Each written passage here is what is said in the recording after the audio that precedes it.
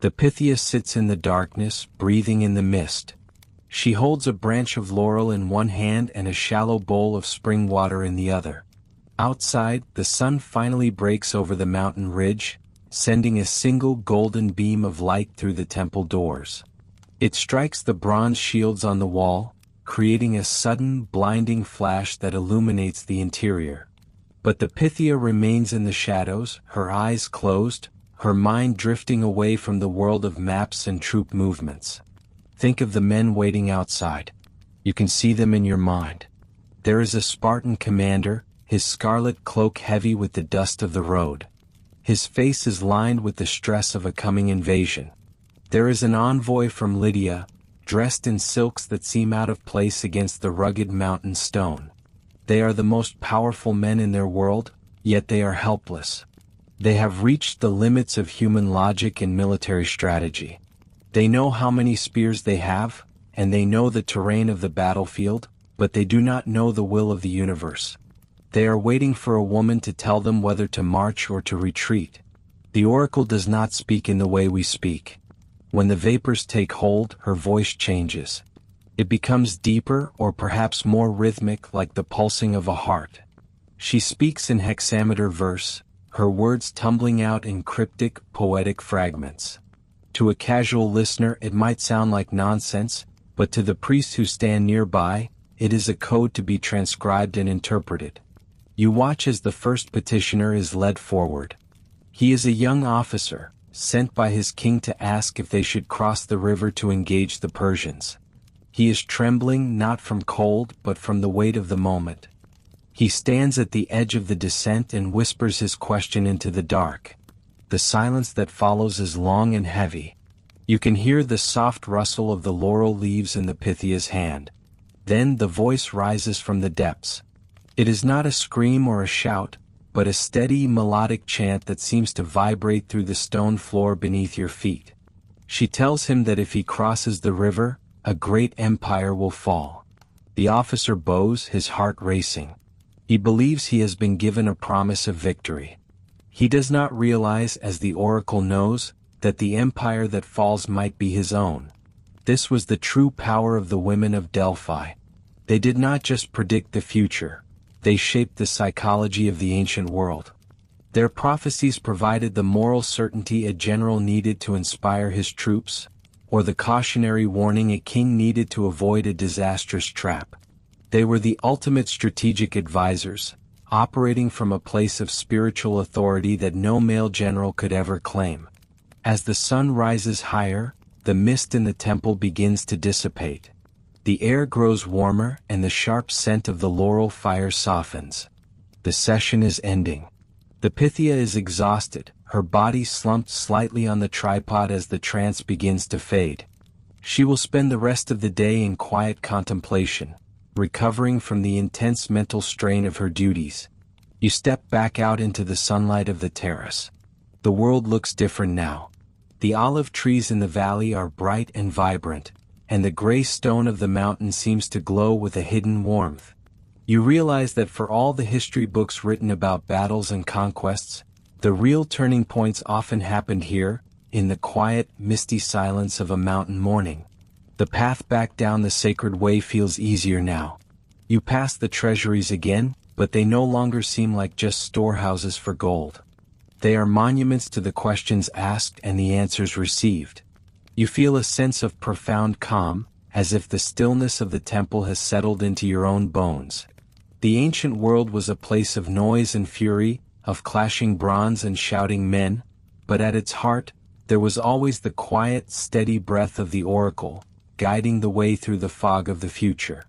The morning mist has almost entirely vanished, leaving the sky a clear, brilliant blue. The day has begun, but the echoes of the Pythia's voice remain, a soft, rhythmic reminder that some things are best understood in the quiet hours before the world wakes up. You continue your walk, feeling the gentle warmth of the sun on your shoulders, and the weight of the past feels light and peaceful, like a story told in whispers. Segment 2: Whispers from the Pythia's Cave. You find yourself standing at the base of a winding stone path that snakes upward through the rugged slopes of Mount Parnassus. The air here is thinner than it was in the valley below, and it carries a crisp, cool edge that smells of wild thyme and sun-baked pine.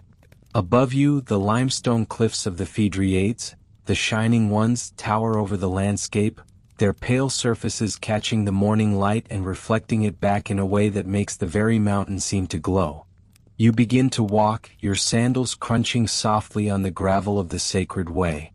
This is the path that kings and peasants alike have trodden for centuries, all of them seeking the same thing. They come for clarity, for a glimpse through the veil of time, and for the guidance of the most powerful woman in the ancient world. As you ascend, the view opens up behind you. You can see the Pleistos River valley far below, filled with a sea of silver-green olive trees that ripple like water in the breeze. The scale of the mountainside is humbling. To your left and right, the treasuries of various city-states rise up like miniature temples. These small, ornate buildings were once filled with gold, silver, and precious votive offerings, gifts given to the god Apollo in gratitude for victories won or disasters averted. You pass the treasury of the Athenians, its marble walls white and sharp against the blue sky, and you feel the weight of history in the stones. This place, Delphi, was considered the center of the world, the Omphalos, where two eagles released by Zeus from opposite ends of the earth finally met. Close your eyes and let the weight of the modern world slip away. You are standing on a windswept ridge overlooking a valley where the campfires of 10,000 soldiers flicker like fallen stars. The air is cold and smells of wet earth and distant wood smoke. Beside you, a woman sits in absolute silence, her eyes fixed on the embers. She is not a soldier, yet the generals wait for her word before they move a single horse. You watch as she tilts her head. Can you hear the voice she listens to? In this world, the line between the waking world and the realm of spirit is thin. You are about to discover the forgotten stories of the seers and oracles who changed the course of empires through the quiet power of their dreams. Let the gentle rhythm of the past guide you toward rest. You find yourself standing at the foot of a winding limestone path. It is the very early hours of a morning in ancient Greece, long before the sun has had a chance to crest the jagged peaks of Mount Parnassus. The air here is thin and cool, carrying a sharp, crisp quality that stings your lungs in a way that feels strangely refreshing. Above you, the sky is a deep, velvety indigo, fading slowly into a pale gray at the horizon. There is a profound silence in this place, broken only by the distant, rhythmic trickling of water from a nearby spring. As you begin to walk, your sandals make a soft, rhythmic crunching sound against the loose stones of the sacred way. You are not alone on this path, though the others are like shadows in the pre-dawn gloom. To your left and right, the silhouettes of great stone monuments rise up like sleeping giants. These are the treasuries, small but ornate buildings constructed by different city-states to house the offerings they have brought to this sacred ground. Even in the dim light, you can see the faint glimmer of gold and the smooth, pale surface of Parian marble. You pass the treasury of the Athenians, and then the treasury of the Sicyonians, each one a silent witness to the immense power held by the woman you are here to see. The incline is steady, and your breathing slows to match the pace of your climb. This is Delphi, the navel of the world, and you are retracing the steps taken by thousands of generals, kings, and weary soldiers who sought a glimpse into the hidden folds of time. They did not come here for a simple fortune. They came because the fate of Western civilization often rested on the words of a single woman. As you reach the upper terrace, the great temple of Apollo begins to emerge from the mist. It is an immense structure, its heavy Doric columns standing like the trunks of ancient, petrified trees. The morning mist clings to the fluted stone, swirling in slow, lazy spirals as the breeze shifts. You stop for a moment to watch the fog dance between the columns. It moves with a strange, liquid grace, obscuring and then revealing the inscriptions carved into the stone. You can just make out the famous command to know thyself, etched into the architrave.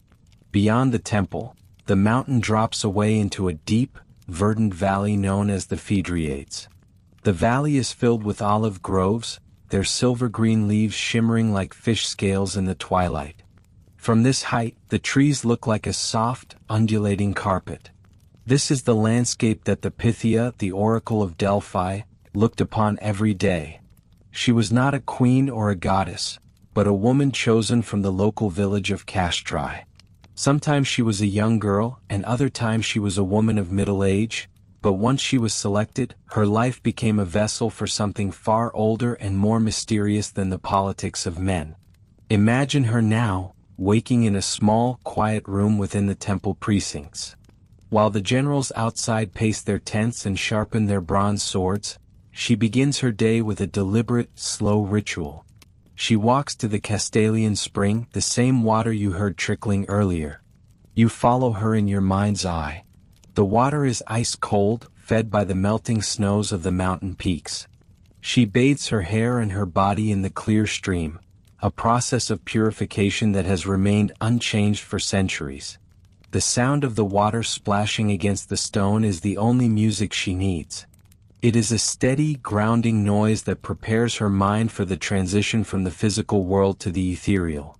After her bath, she dresses in a simple, heavy robe of white wool. The fabric is thick and warm against the morning chill. She does not wear jewels or crowns. Her power does not come from outward displays of wealth, but from the stillness she cultivates within. She approaches the temple, her footsteps silent on the damp earth. Inside, the air is heavy with the scent of burning laurel leaves and barley flour. A small fire crackles in the hearth, the eternal flame that is never allowed to go out. You move closer to the temple entrance, feeling the temperature drop as you step into the shade of the massive porch.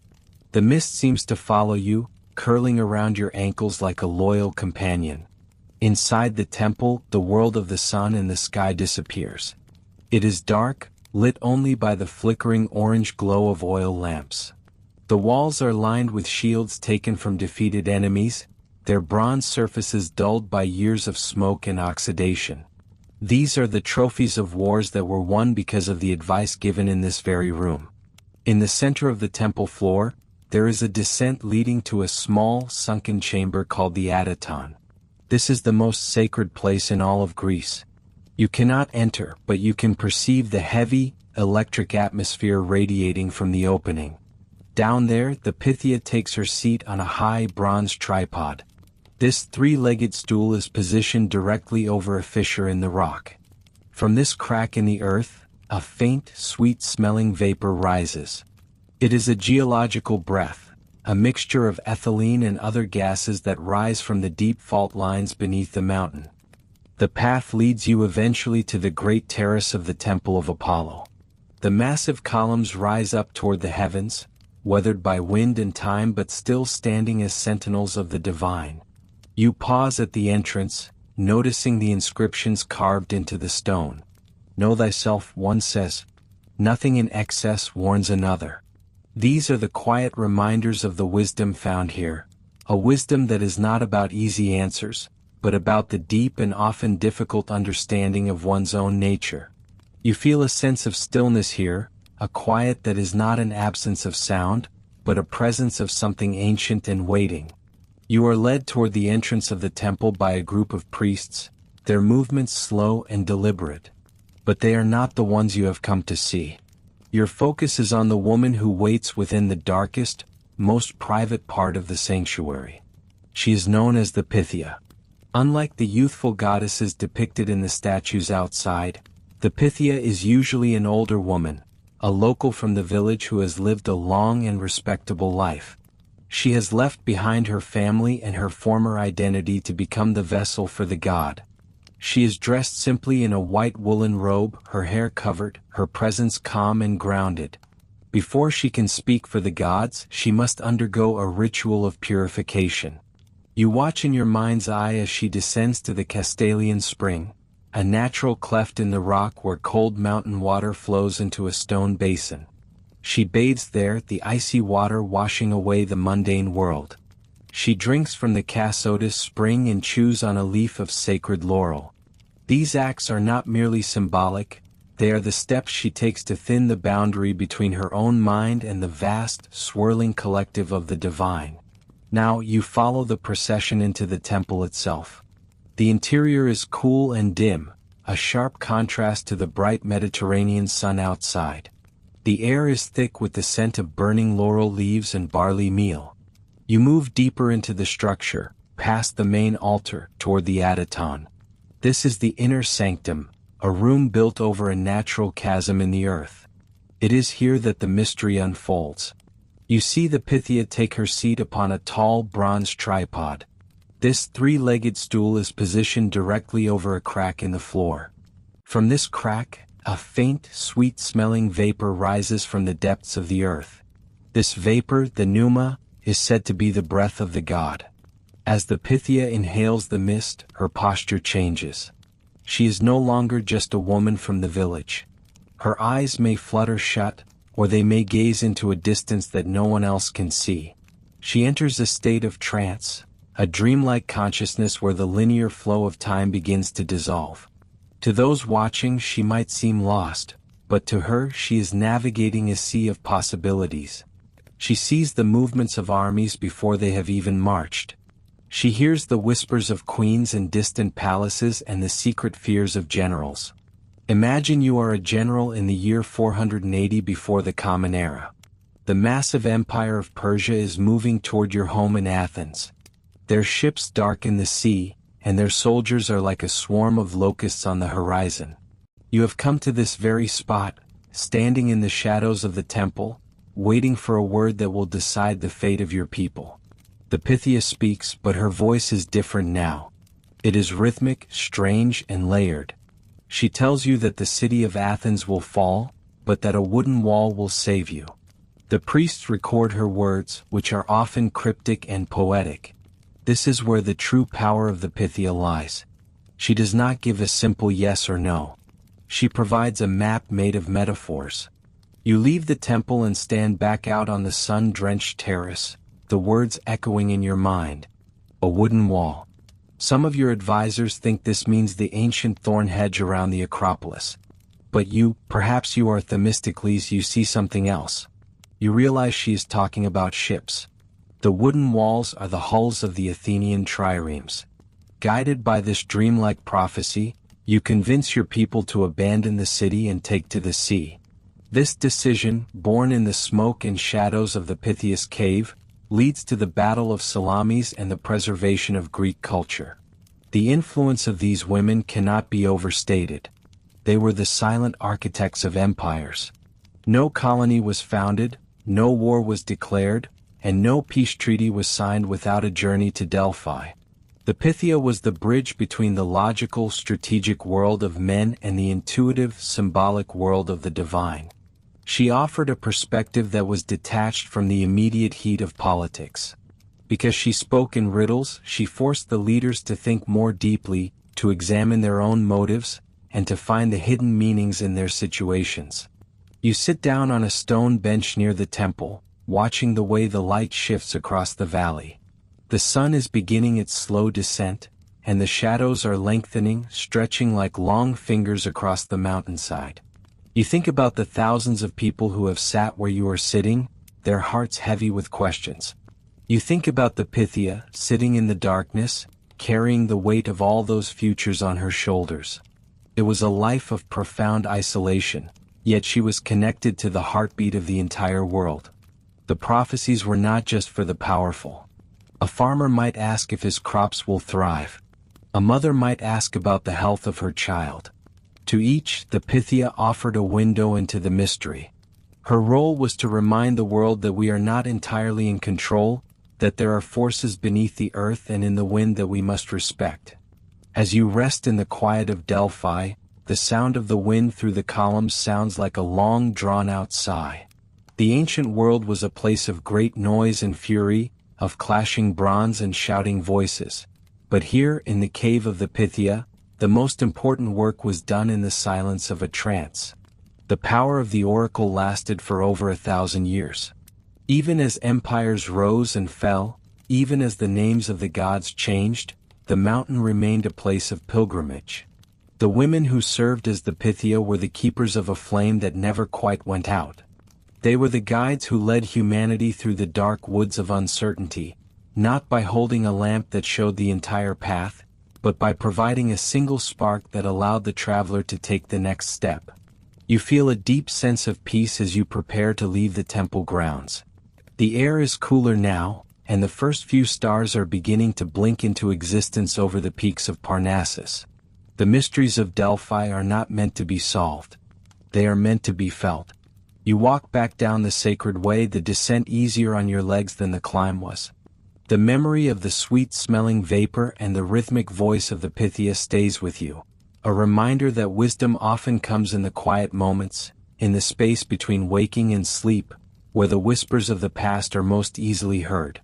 The stone path remains under your feet, solid and real, but your mind is still lingering in that inner sanctum, where the breath of the earth meets the spirit of a woman.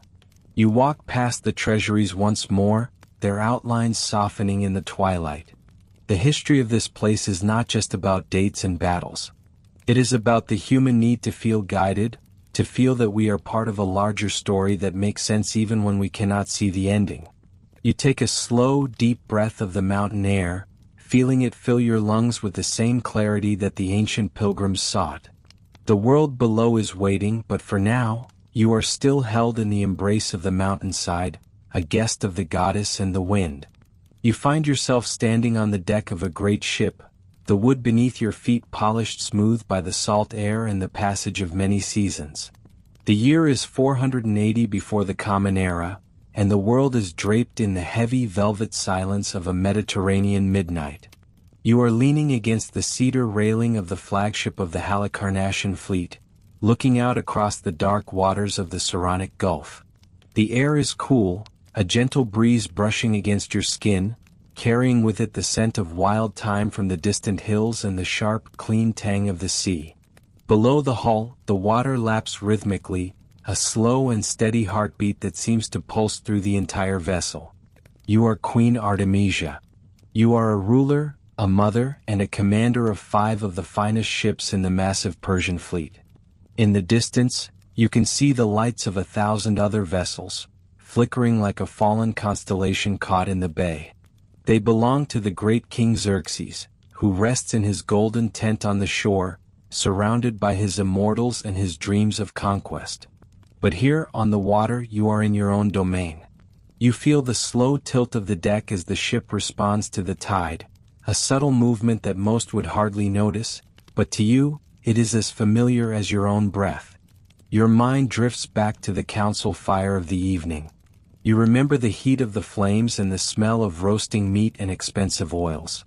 You remember the faces of the men, the generals and the satraps, their voices loud and confident as they urged the king to crush the Greeks at Salamis.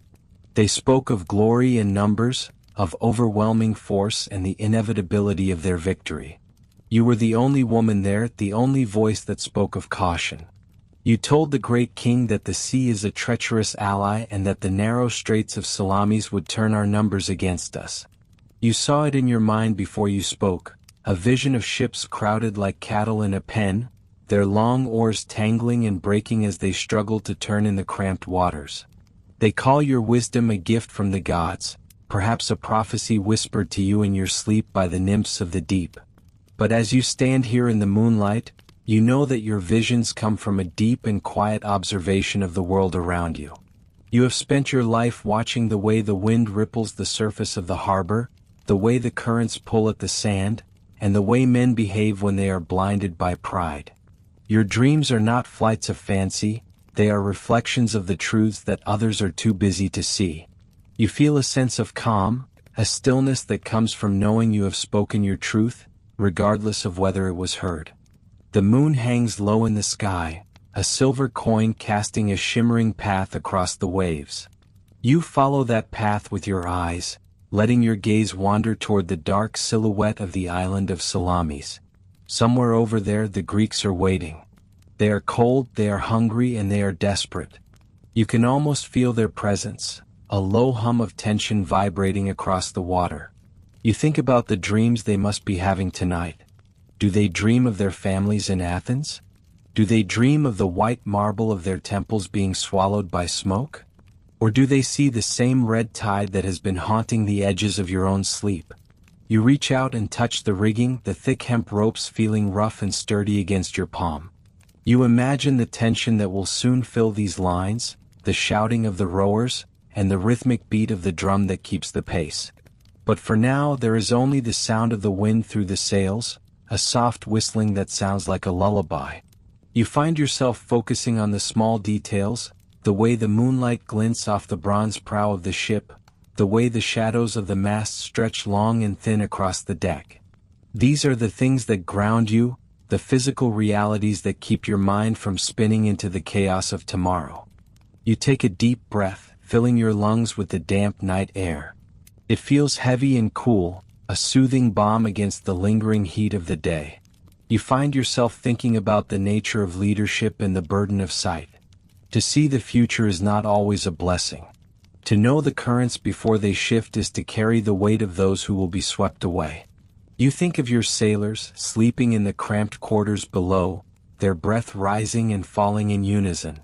They trust you to guide them through the storm. They trust your visions and your steady hand at the helm. You feel a deep sense of responsibility for them, a quiet determination to see them through the coming day. The water against the hull sounds like a soft whisper, telling secrets of ancient tides and forgotten voyages. You let the sound wash over you, lulling your senses into a state of peaceful observation. You are not just a queen or a commander in this moment, you are a part of the sea itself. Your thoughts move slowly like the great sea turtles that migrate across the deep.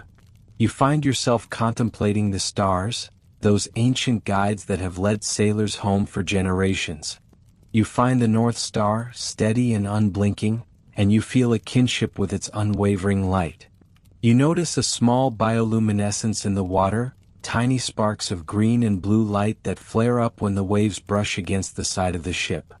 It looks as if the stars have dissolved into the ocean, creating a magical, glowing world just beneath the surface. You watch these tiny lights for a long time, mesmerized by their fleeting beauty. They are a reminder that even in the darkest depths, there is light to be found. This thought brings you a sense of comfort, a quiet reassurance that no matter what the morning brings, you are where you are meant to be. Your hands are steady on the railing. You feel the grain of the wood, the subtle ridges and grooves that tell the story of the tree it once was. You think about the journey this wood has taken, from a sun-drenched forest to the heart of a warship. It has been shaped by craftsmen, seasoned by time, and now it carries you across the threshold of history. You find a strange peace in this connection to the physical world, in the strength and resilience of the materials that surround you. The night is deep now, the darkest hour before the first hint of dawn. The world seems to have held its breath, waiting for the transition from shadows to light. You close your eyes for a moment, letting the rhythmic swaying of the ship settle deep into your bones. You are not afraid. You have seen the patterns of the waves and the movements of the stars. You have listened to the whispers of the wind and the silence of the deep. You are a woman who walks between the world of dreams and the world of bronze and blood, and you know that your vision is clear. You stay there for a long time, a silent figure in the moonlight, reflecting on the path that has led you to this bay. You think of the prophecies that others chase, the words of the oracles that are often as murky as the sea itself. Your prophecy is different. It is built on the foundation of experience and the quiet contemplation of the natural world. It is the foresight of the observant mind, the clarity of a spirit that has learned to listen to the stillness. As you stand on the deck, the gentle movement of the water seems to pull at your thoughts, drawing them down into the depths where the currents are slow and cool. You feel your muscles relax, your shoulders dropping away from your ears. The tension of the council fire is gone, replaced by a profound sense of presence. You are here on the water beneath the stars, and for this moment, that is all that matters. The future will come with the rising sun, but the night belongs to you and your reflections. You are the queen of Halicarnassus, the woman who sees the unseen, and you are ready to meet whatever the dawn reveals. The sea continues its slow rhythmic pulse, a timeless song that carries you closer and closer to a deep and restful sleep. You find yourself standing at the edge of a world that seems to have no end. The horizon is a soft, blurred line where the deep violet of the evening sky meets the silvered shadows of the earth. You are standing in the heart of the great Eurasian steppe, a vast sea of grass that stretches for thousands of miles in every direction. The air here is cool and carries the scent of wild sage, crushed juniper, and the faint, dusty aroma of sun-dried earth. It is a quiet place, but it is not silent. The wind moves through the tall stalks of grass with a sound like a long drawn-out sigh, a rhythmic brushing that feels as steady as the breathing of a sleeping giant. You are dressed for this wild landscape. You feel the weight of a heavy wool cloak settled across your shoulders, its thick fibers providing a comforting barrier against the rising chill of the night. On your feet are soft leather boots, lined with fur and tied with intricate thongs that wrap around your ankles. As you take a slow step forward, the dry grass crunches softly beneath you, a gentle and grounding sound. You are walking toward a small cluster of pointed tents made of dark, heavy felt. These are the homes of the Scythians, the nomadic masters of the plains, a people who live in harmony with the wind and the horse. The camp is settling for the night. You see the flickering orange glow of a few small fires, casting long, dancing shadows against the walls of the felt tents. The smell of wood smoke drifts toward you, mixing with the earthy scent of the horses tethered nearby. You can hear the animals shifting their weight, the occasional soft nicker or the dull thud of a hoof against the ground. Their presence is a constant, calming rhythm, a reminder of the bond between the people and the creatures that carry them across this endless landscape. You are drawn toward the largest tent, where a single flame burns steadily in the center. Inside, sitting on a pile of thick, woven rugs, is a woman who holds the wisdom of the stars and the secrets of the earth. She is a seer, a priestess of the Scythian people, known for her ability to speak with the gods and interpret the language of dreams. Her face is etched with the lines of many years spent under the vast sun and the biting wind, but her eyes are clear and bright, reflecting the firelight like deep pools of water. She wears a tunic of fine linen, dyed a deep shade of crimson and embroidered with golden threads that shimmer as she moves. Around her neck are heavy torques of solid gold, fashioned into the shapes of stags and griffins, their frozen forms capturing the wild energy of the steppe. Her hair is braided with ribbons and small silver bells that make a tiny, delicate chime whenever she turns her head. She gestures for you to sit across from her, her movements slow and deliberate, as if she is moving through water. Between you lies a bundle of willow twigs, their bark smooth and pale. This is the tool of her craft. The Scythian seers are masters of the willow, using the natural patterns of the wood to find the paths that the future might take. She reaches out and picks up a handful of the sticks, her fingers nimble and sure. She begins to lay them out on a piece of dark leather, one by one, creating a complex geometry that only she can read. As she works, she begins to speak in a low, melodic voice. She does not shout or command. Her words are like a soft chant, a stream of sound that flows over you and lulls your mind into a state of quiet contemplation. She tells you of the Great Mother, the goddess Tabidi, who governs the hearth and the sacred fires of the world. She speaks of the golden plow and the golden cup that fell from the sky in the days when the world was young, gifts from the divine that defined the life of her people. You watch her hands as they move the willow sticks. Each placement is a silent conversation with the unseen forces of the universe. She explains that the world is not just what we see with our eyes. It is a tapestry of connections, where the movement of a bird across the sky or the way a leaf falls to the ground can reveal the intentions of the gods. To the Scythians, the steppe is a living being, and the seer is the one who listens to its heartbeat.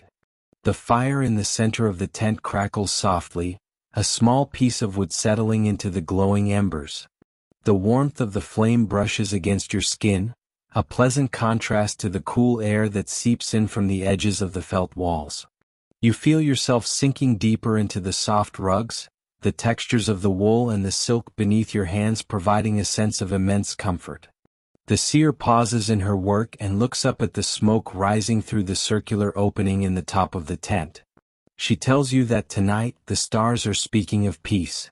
She describes how the constellations wheel overhead in a slow and eternal dance, a clock that marks the passing of seasons and the cycles of life.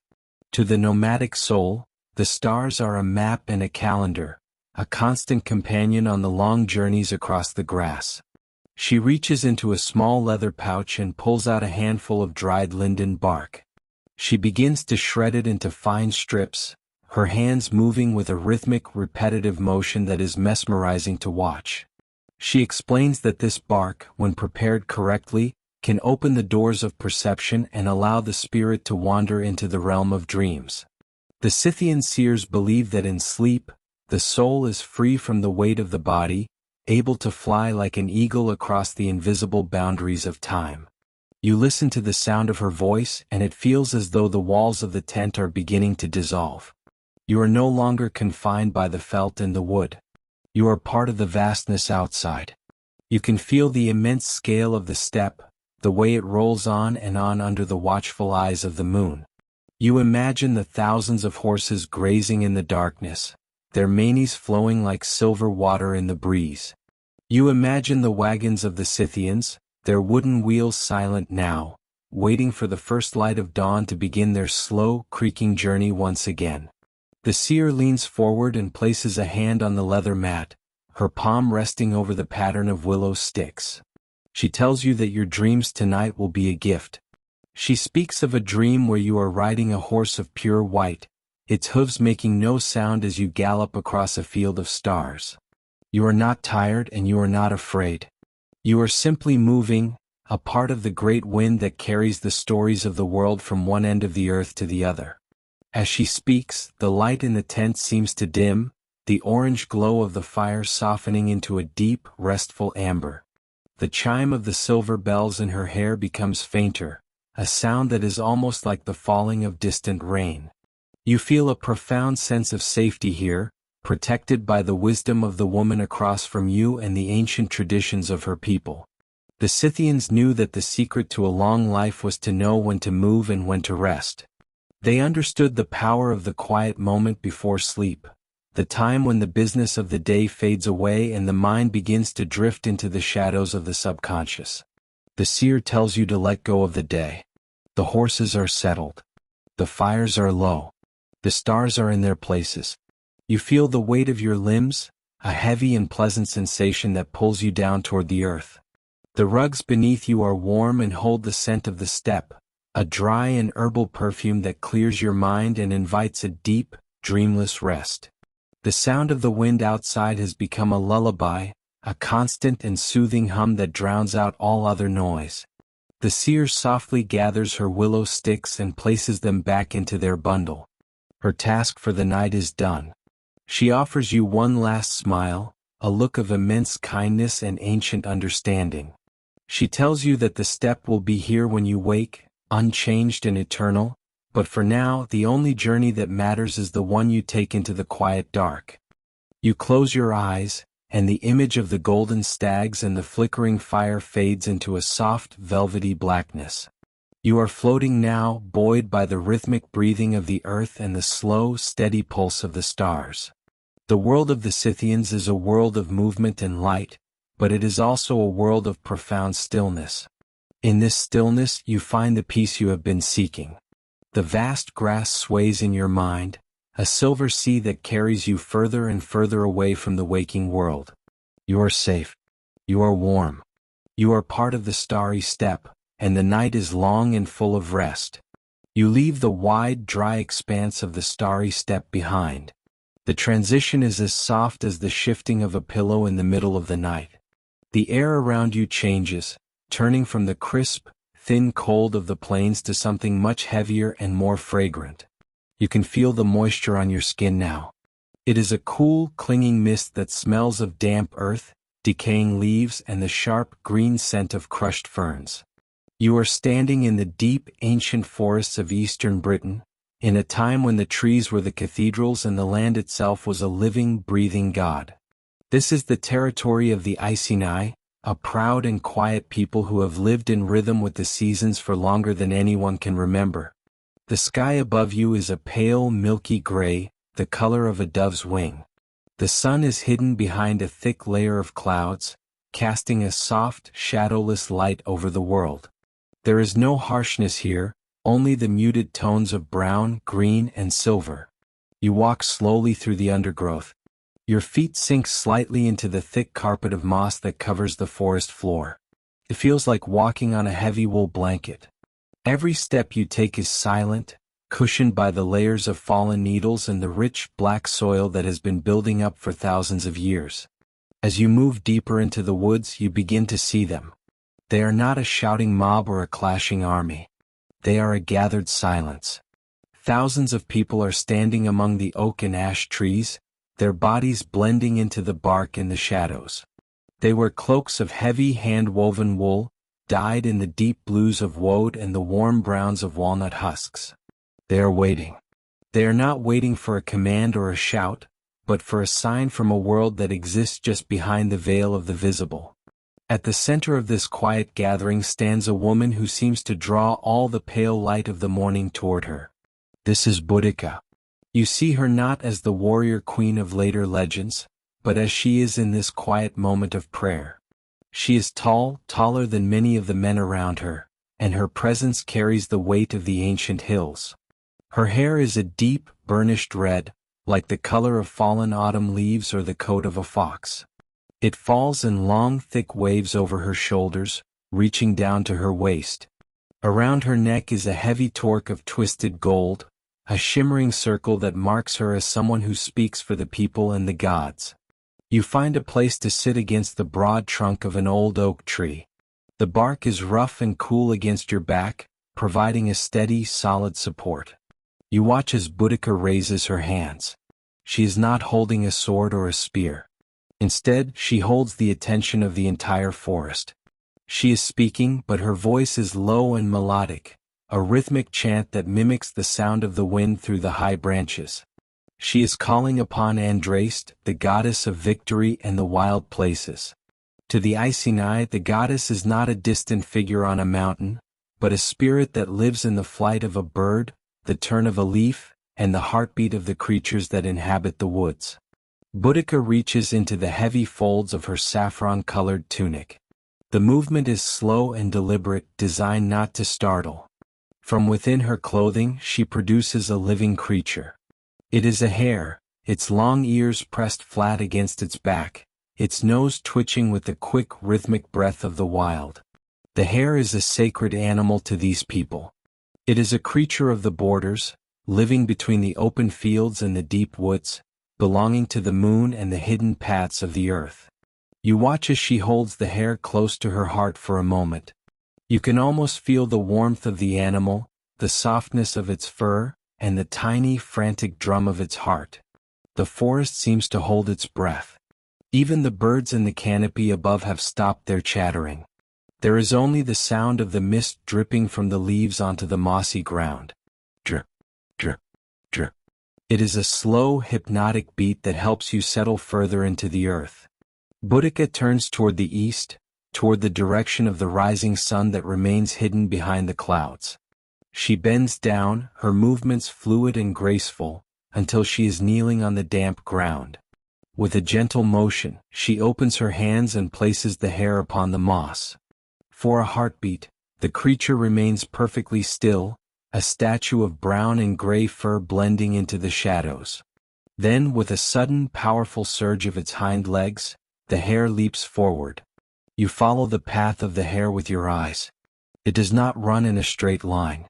It zigzags through the ferns, dancing between the trunks of the trees. The people watch its movement with an intensity that is calm rather than anxious. They are reading the pattern of its flight. In the way the hare swerves to the right, in the way it pauses for a fraction of a second before disappearing into a thicket of holly, they see the will of the goddess. They see a path through the coming darkness. They see a promise that the spirit of the land is with them. A low murmur ripples through the crowd, like the sound of a distant sea. It is not a cheer but a collective exhale, a release of tension. The sign has been given. The hare has run true. Boudica stands up slowly, her golden torque catching a stray gleam of light from the gray sky. She looks out over her people and her expression is one of profound peace. She has listened to the dreams of the earth, and the earth has answered. You feel a deep sense of security in this place. The forest feels like a protective cocoon, a world where every leaf and stone has a purpose and a voice. You lean your head back against the oak tree and close your eyes. You can still hear the soft rustle of the iceni as they begin to move, but they move with the quietness of the woods themselves. There is no clatter of metal, no harsh shouting. There is only the sound of soft leather boots on moss and the gentle clinking of bronze ornaments. The story of the hare and the queen is a story of connection. It is a reminder of a time when the barrier between the human mind and the natural world was thin and permeable. In this forest, dreams are not just things that happen while you sleep. They are messages that drift in with the fog. Prophecies are not grand, terrifying events, but subtle shifts in the behavior of the wild things. You realize that you are part of this rhythm too. Your breathing has slowed to match the pulse of the woods. Your heart beats in time with the slow dripping of the mist. As the iceni fade back into the deeper shadows of the trees, the forest returns to its natural silence. The presence of Boudica remains like a lingering scent of wood smoke and heather. You imagine her sitting by a small hidden fire, watching the embers glow and fade, listening to the owls begin their nightly watch. The woods are old, older than any kingdom, and they offer a rest that is deep and absolute. You are wrapped in the scent of the damp earth. The coolness of the air is like a light sheet pulled over you. There is nothing you need to do, nowhere you need to go. The hare has found its burrow, the queen has found her strength, and the forest has found its peace. The ancient oaks stand as silent guardians over your sleep, their roots reaching deep into the dark, nourishing soil, their branches swaying almost imperceptibly in the night breeze. You are safe in the heart of the woods, where the only language is the wind and the only time is the slow turning of the seasons. The mist gathers around you, soft and white, blurring the edges of the world until there is only the gentle, steady rhythm of your own breath and the enduring silence of the trees. You are drifting now, moving further into the green shadows, guided by the memory of the hare's soft flight and the quiet wisdom of the earth. The forest is vast and the night is kind. All is still. All is quiet. All is at rest. You find yourself standing in a small, humble garden in the village of Domremy. It is the height of summer in the year 1424. The air is thick and heavy with the scent of blooming lilies, damp earth, and the sweet, wild fragrance of the nearby woods. The sun sits high in the sky, casting a brilliant, golden light over the countryside of Lorraine.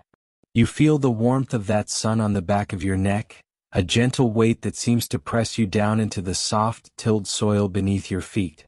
Everything around you is quiet, settled in the deep, rhythmic stillness of a rural afternoon.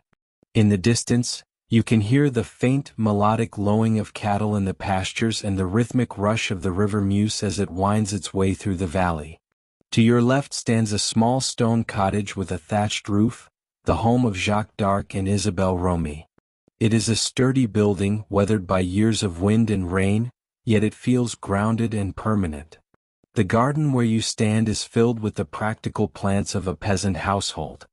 You see rows of leafy green cabbage, the climbing vines of peas, and the sturdy stalks of onions pushing through the dark earth. There is a sense of order here, a quiet testament to the hard work of the family that lives within those stone walls. In the center of this garden you see a young girl. She is 13 years old, with dark hair and a simple gray dress of coarse wool. This is Jean, known to history as Joan of Arc. At this moment, however, she is simply a child of the village, a girl who spends her days spinning wool, tending to the animals and helping her mother with the household chores. She is standing perfectly still near the edge of the garden, close to the path that leads toward the village church of Saint Remy. You watch her as she pauses in her work.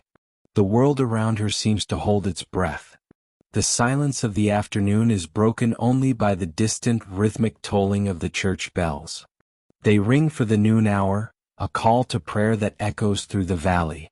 As the sound of the bells drifts over the garden, something begins to change. The air seems to shimmer not from the heat, but from a light that is far brighter than the sun. You notice that the light does not come from above, but seems to emanate from a point just to her right, near the church. It is a blinding white radiance that should hurt the eyes, yet it feels cool and comforting. It is a light that does not cast shadows, but instead fills the spaces between the leaves and the stones with a soft, ethereal glow. You see Jean turn her head toward the light. Her expression is not one of fear, but of profound wonder. She does not run away. She does not cry out. She simply watches as the radiance intensifies, coalescing into a form that is both majestic and terrifying in its beauty. Out of the center of this light, a figure begins to emerge. It is a presence of immense power, draped in the armor of a heavenly soldier. This is Michael the Archangel, the prince of the celestial host. He does not speak with a human voice that vibrates the air, but with a clarity that resonates directly within the mind and the soul. You feel the weight of this presence as if the very atmosphere has become more dense. Saint Michael speaks to the young girl, and though you are a silent observer, you can feel the gravity of his words. He tells her to be a good child, to go to church often, and to prepare herself for a destiny that is far beyond the walls of this garden. He speaks of the great pity that is the kingdom of France. He describes a land torn apart by decades of war, a people suffering under the weight of foreign occupation and internal strife. The 100 Years' War has bled the country dry, and the rightful heir to the throne, the Dauphin Charles, remains uncrowned and hidden away in the south. As you stand there in the shimmering garden, the historical reality of the moment settles over you.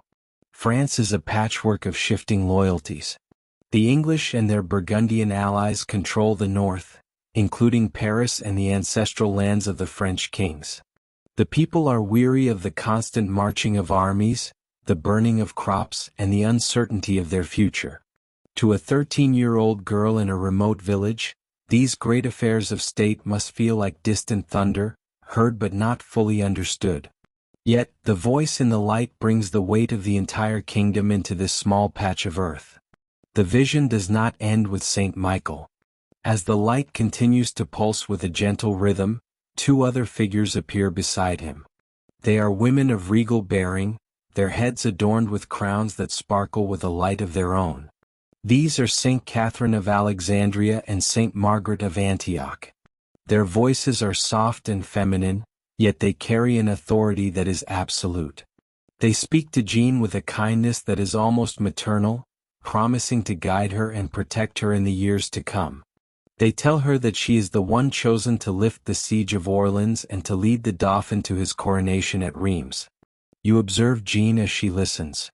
Her hands, which are calloused from labor, are clasped tightly together. There is a look of absolute devotion on her face. To her, these are not mere hallucinations or dreams born of a tired mind. They are as real as the stone walls of her father's house and as tangible as the earth beneath her feet. The saints speak to her not of abstract theology, but of practical, impossible tasks. A peasant girl who has never sat on a horse or held a sword is being told that she will command armies and change the course of European history. The vision begins to fade slowly, like the sun setting behind a cloud. The intense light retreats toward the church, and the forms of the saints dissolve into the familiar green and brown of the garden. The sudden return to the ordinary world feels jarring. The buzzing of the bees returns to your ears, and the scent of the lilies feels less like incense and more like the simple flowers of a village yard. Jean remains standing in the same spot, her eyes fixed on the place where the light had been. As the last of the radiance vanishes, you see her shoulders slump slightly, not from exhaustion, but from a sudden sense of loss. She begins to weep, silent tears streaming down her face. She later said that when the angels left her, she wept and wished that they could have taken her with them. The garden, which had been her entire world, now feels small and quiet. Something fundamental has shifted within her. The child who entered the garden that morning is gone, replaced by a girl who carries a secret of cosmic proportions. You walk with her as she slowly moves back toward the cottage. She does not tell her parents what she has seen. She does not tell the village priest. She keeps the voices and the visions locked deep within her heart, nurturing them in the silence of her daily life. For the next 4 years, the visions will return frequently, sometimes several times a week. They will continue to instruct her, to encourage her, and to prepare her for the moment when she must leave Domremy forever. The peacefulness of the village feels different now that you know what lies ahead. You see the rolling hills of the Meuse Valley not just as a landscape of beauty, but as the starting point of an impossible journey.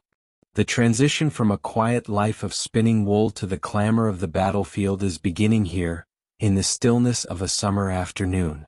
You feel the profound patience required of her. She must wait. She must grow. She must remain a simple village girl while carrying the fire of a divine mission. The sun begins to dip lower in the sky, casting long purple shadows across the garden. The heat of the day is lifting, replaced by a cool breeze that rustles the leaves of the poplar trees. The chores of the afternoon beckon. There are sheep to be watched and water to be drawn from the well. Jean moves through these tasks with a new sense of purpose, her movements steady and deliberate. The ordinary world continues its slow, predictable turn, but the silence of the garden remains, a lingering echo of the light that once filled it. You feel the tranquility of the evening settling over Domremy, a quiet that masks the approaching storm of history. All is still, and the path forward is laid out in the quiet whispers of the saints.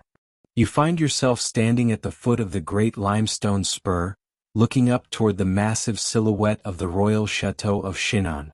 The sun has already dipped below the horizon, leaving the sky in a deep, bruised shade of purple and indigo. The air here, near the banks of the Vienne River, is thick with the scent of damp earth and the lingering smell of wood smoke from the valley below. You begin to walk, your boots crunching softly on the gravel path that winds its way up the steep incline toward the castle gates. There is no rush in your step. The night is quiet, and the world seems to hold its breath as you approach the fortress that serves as the final refuge for a king without a crown. As you reach the outer walls, the sheer scale of the stone masonry becomes apparent. These walls have stood for centuries, witnessing the rise and fall of empires, and now they shelter the remnants of a fractured court. You pass through the heavy wooden gates, their iron hinges silent in the cool air. Inside the courtyard the atmosphere changes. The wind is cut off by the high battlements, and the sound of your own breathing becomes more pronounced. Shadows stretch long across the uneven cobblestones, cast by the flickering torches held in iron brackets along the ramparts. You walk deeper into the heart of the complex, passing the dark shapes of the stables and the barracks. Everything here is touched by a sense of weary anticipation. You can feel the tension in the very stones, a collective waiting that has lasted for years. You move toward the great hall, the center of this world in exile. The windows high above are glowing with a soft, warm light, casting amber rectangles onto the dark ground. As you reach the entrance, the heavy oak doors are pulled open by silent guards, and you are invited into the warmth of the interior. The great hall is cavernous, yet it feels strangely intimate tonight. The air is filled with the low murmur of voices, a soft drone that rises and falls like the tide. You walk along the edge of the room, keeping to the shadows of the heavy tapestries that line the walls. These woven scenes depict ancient battles and forgotten legends, their colors faded into muted greens, deep reds, and dusty golds. The threads hum with the weight of history, telling stories of a France that once was and a future that remains uncertain.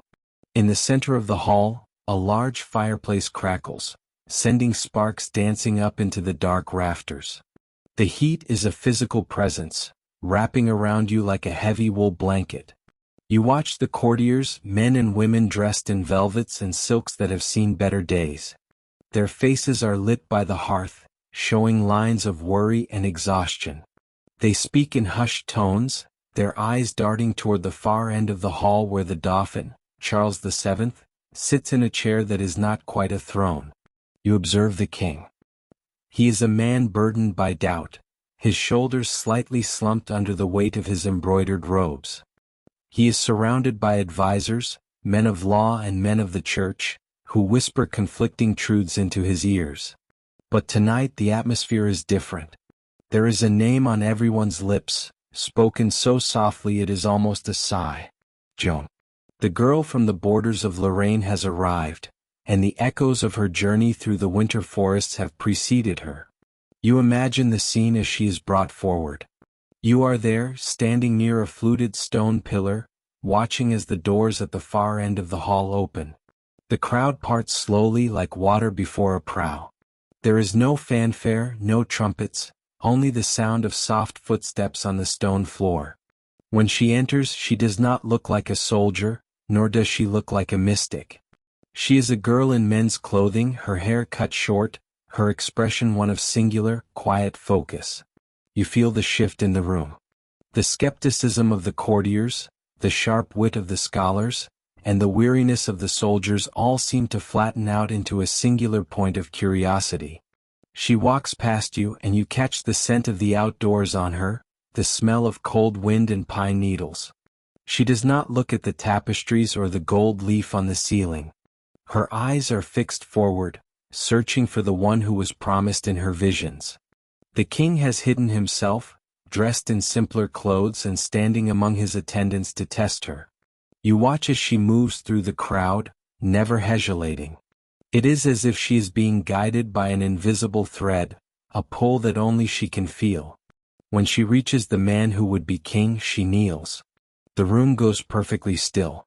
The only sound is the popping of a log in the fireplace and the distant howl of the wind outside the thick stone walls. In this moment, the prophecies that have drifted through the French countryside for generations seem to crystallize. You feel the weight of the moment, the intersection of a desperate political reality and a profound internal conviction. She speaks to him, her voice low and steady, reaching your ears as a gentle hum. She is telling him of her voices, of the saints who speak to her in the light, and of the crown that belongs to him by right of blood and divine will. You lean back against the cool stone of the pillar, closing your eyes for a moment. You can visualize the flickering light of the candles against your eyelids. The court at Chinon is a place of shadows and secrets, but tonight, it feels as though a window has been opened in a dark room. The air feels lighter despite the gravity of what is being discussed. You think about the courage it takes to stand in such a place, to bring the whispers of a dream into the cold light of a royal court. As the night deepens, the gathering begins to disperse. The courtiers retire to their chambers, their footsteps echoing down the long vaulted corridors. You follow them in your mind, imagining the quiet of the private rooms where the fire has burned down to glowing embers. You walk back toward the great hall's exit, but pause to look up at the ceiling one last time. The shadows of the rafters seem to shift and sway, playing tricks on the eyes. You step back out into the night air. The moon has risen, casting a silver sheen over the Vienne River as it snakes through the valley. The castle is a silent sentinel, a fortress of stone and memory. You walk along the ramparts, the cold stone under your hands feeling solid and ancient. From this height, the world below looks like a velvet map, dotted with the tiny flickering lights of distant villages. The silence here is profound. It is not the silence of emptiness, but the silence of a story waiting for its next chapter. You think of the girl in the small chamber somewhere in this great complex, perhaps looking out at the same stars you see now. Her dreams have brought her here, and those dreams are now woven into the fabric of the stone walls around you. The prophecies are no longer just words whispered in the woods of Domremy, they are the very breath of this place. You find a quiet spot to sit, overlooking the valley. The world is vast and dark, and you feel very small in the presence of such history. The movement of the stars overhead is slow and rhythmic, a celestial clock marking the passage of time. You breathe in the cold, crisp air, feeling it fill your lungs and clear your mind. The tension of the court, the whispers of the advisors, and the weight of the crown all seem to drift away, leaving only the stillness of the night. As you sit there, You can almost hear the echoes of the voices that have filled these halls for centuries. The echoes of kings and queens, of soldiers and poets, and now the echo of a young woman who followed a voice that no one else could hear. These echoes are soft, like the rustle of dry leaves in the wind, and they lulled the castle into a deep, restorative sleep. The river below continues its steady journey toward the sea, a constant murmur in the background of your thoughts. You feel your own eyelids becoming heavy, the rhythm of the water and the stillness of the stone acting as a gentle sedative. The world of Shinan is a world of dreams made manifest, a place where the boundary between the seen and the unseen is as thin as a veil of mist. You stand up slowly, your movements deliberate and calm. You walk back toward your own place of rest, passing through the archways and under the silent gaze of the stone carvings. Each step is a descent into further quiet. The torches have burned low, their light now a soft, pulsing orange. The guards stand like statues, their presence a reassurance of safety in the dark. You reach the door to your chamber and enter. The room is cool, but the bed is draped in heavy furs and thick linens. You lie down, feeling the support of the mattress beneath you. The silence of the castle wraps around you, a protective cocoon that shuts out the worries of the day. You think of the great hall, now empty and dark, the fire reduced to white ash. The echoes of the day are fading, turning into the soft, unintelligible whispers of sleep. In the distance, an owl calls out, a lonely, haunting sound that underscores the peace of the night. You close your eyes and the images of the tapestries, the flickering candles, and the girl with the steady gaze begin to blur and soften. You are drifting now, carried by the current of history and the quiet strength of the stone. The prophecies have been delivered, the king has been found, and for now the world can rest. The silent echoes of Shinan are your companions as you sink deeper into the velvet darkness, where dreams and reality are one and the same. All is quiet, and the heavy stones of the fortress hold the secrets of the future in a steady, unyielding embrace. You stand atop the high ramparts of Orleans, where the wind coming off the Loire River is sharp and smells of damp earth and wood smoke.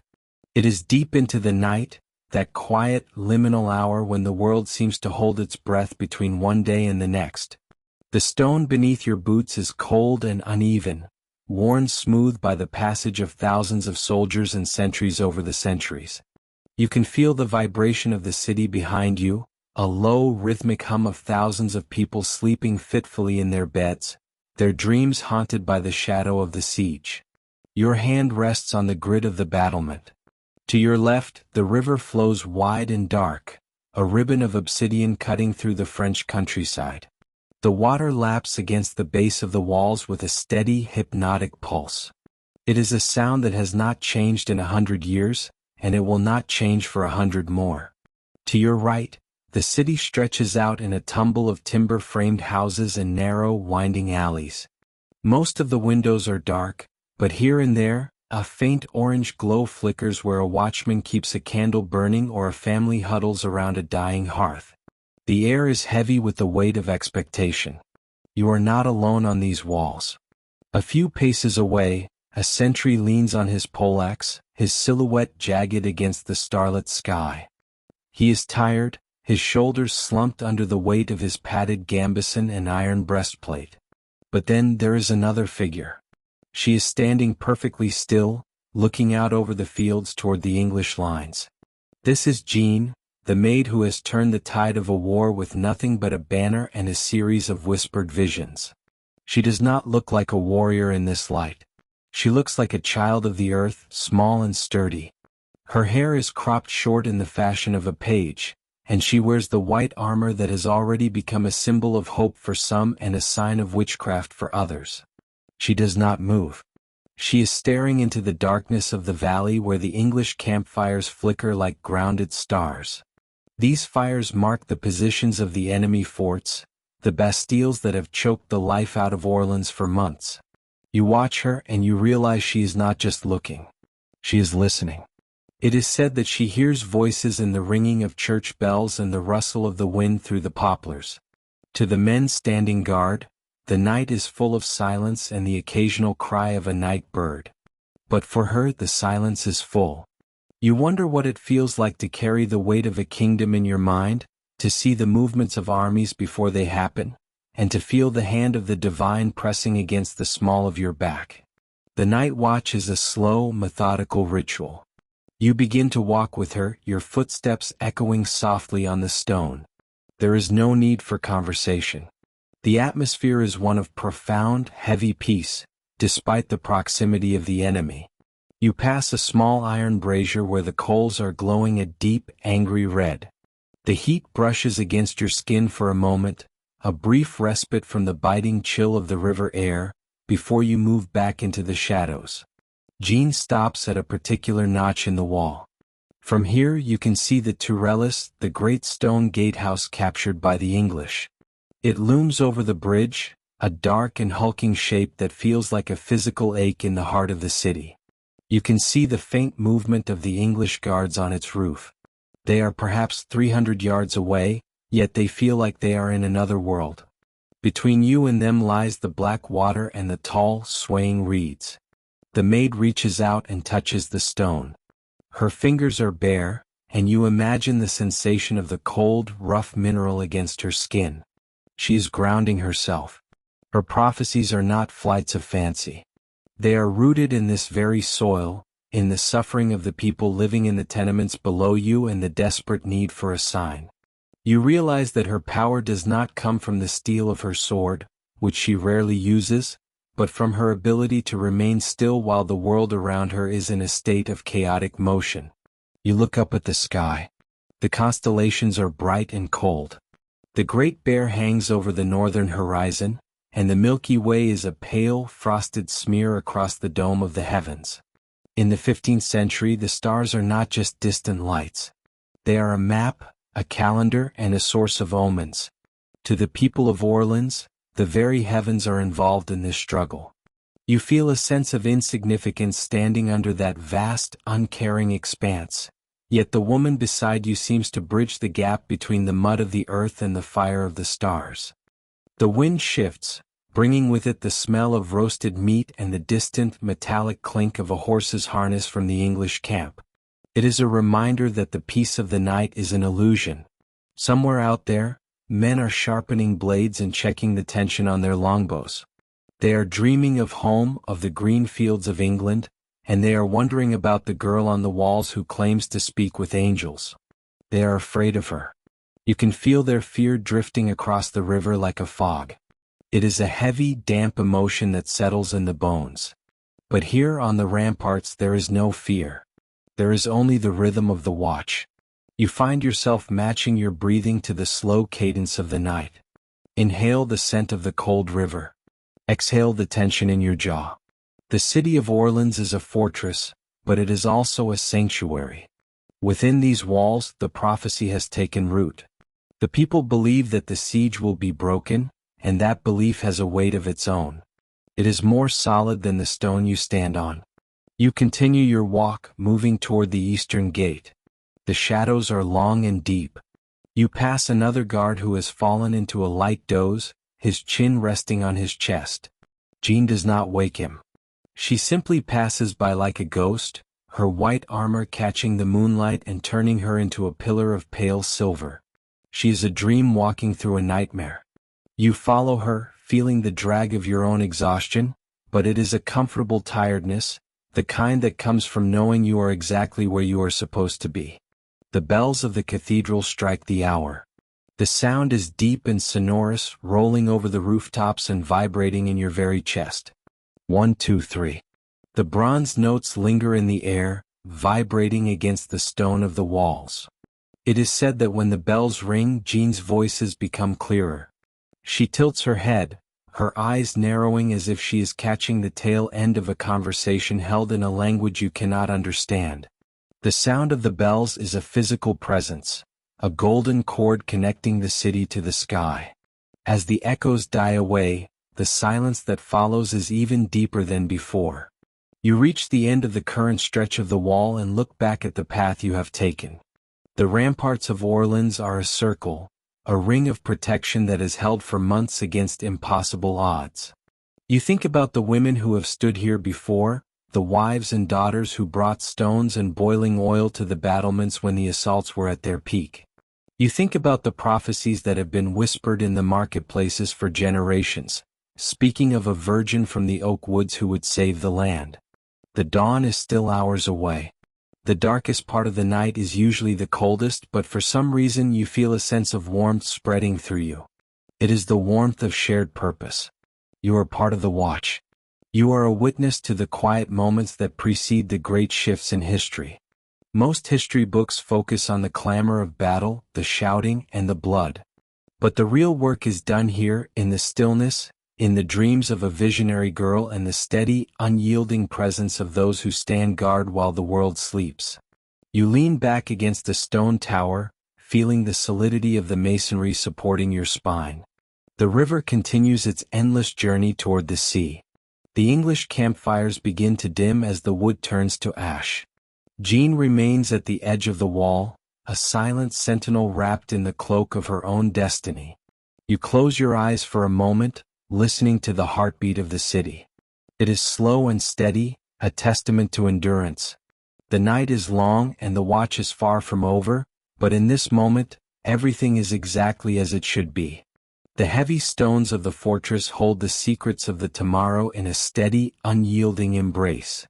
All is quiet, and the world remains suspended in the soft, dark velvet of the night watch.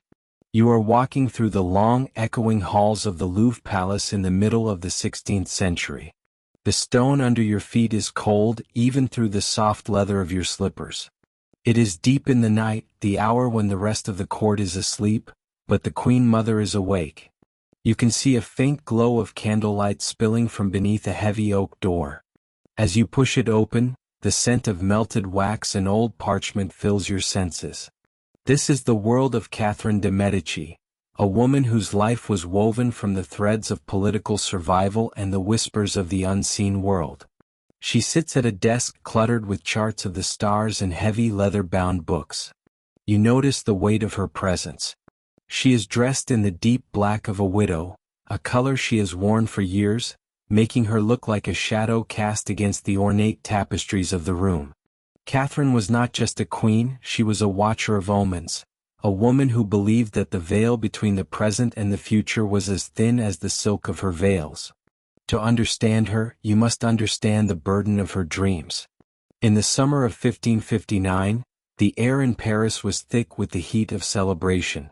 You can almost feel the sun on your skin as you imagine the grand tournament held in the Rue Saint-Antoine.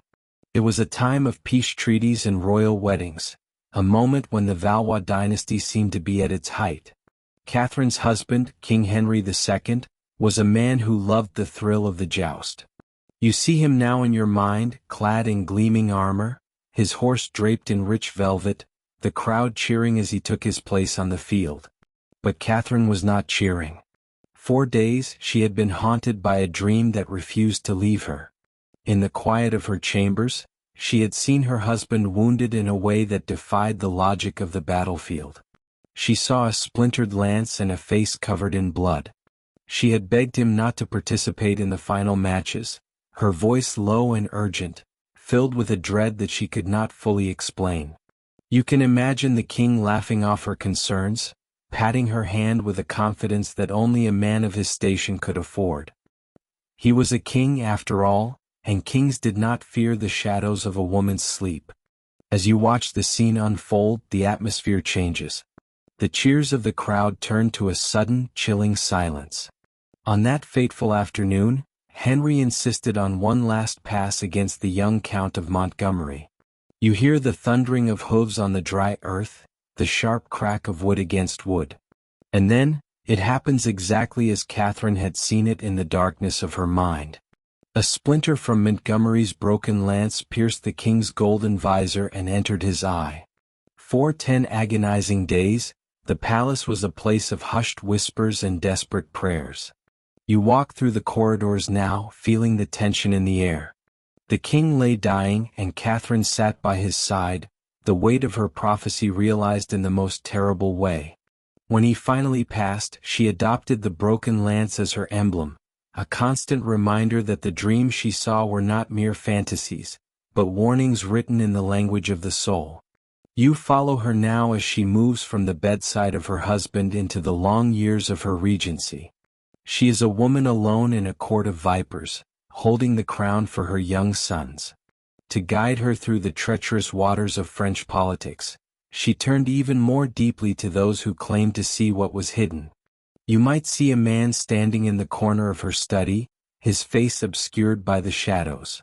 This is Nostradamus, the physician and seer who became one of her most trusted advisors. Imagine the two of them leaning over a table, the flickering light of a single candle casting long, distorted shadows on the walls. Nostradamus had written of a young lion who would overcome an older one on the field of combat, a prophecy that many believed foretold the death of Henry.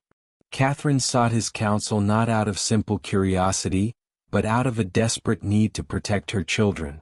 She asked him about the fate of her sons, the boys who would one day be kings.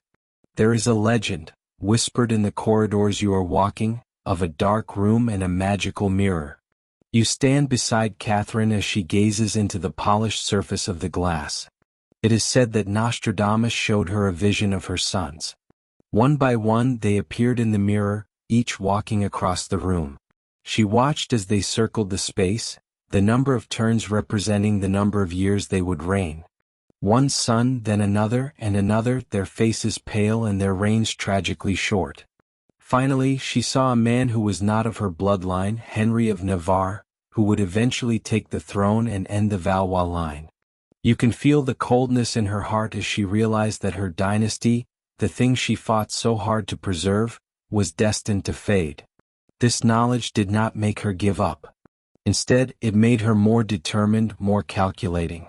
You see her now in the gardens of the Tuileries, the palace she built to escape the memories of the Louvre. She moves through the manicured hedges, her black skirts brushing against the lavender and rosemary. She is always thinking, always planning. She built a strange tall column near her palace, a structure that still stands in Paris today. It was an astrological observatory, a place where her court astronomer, Cosimo Ruggieri, would climb to read the stars.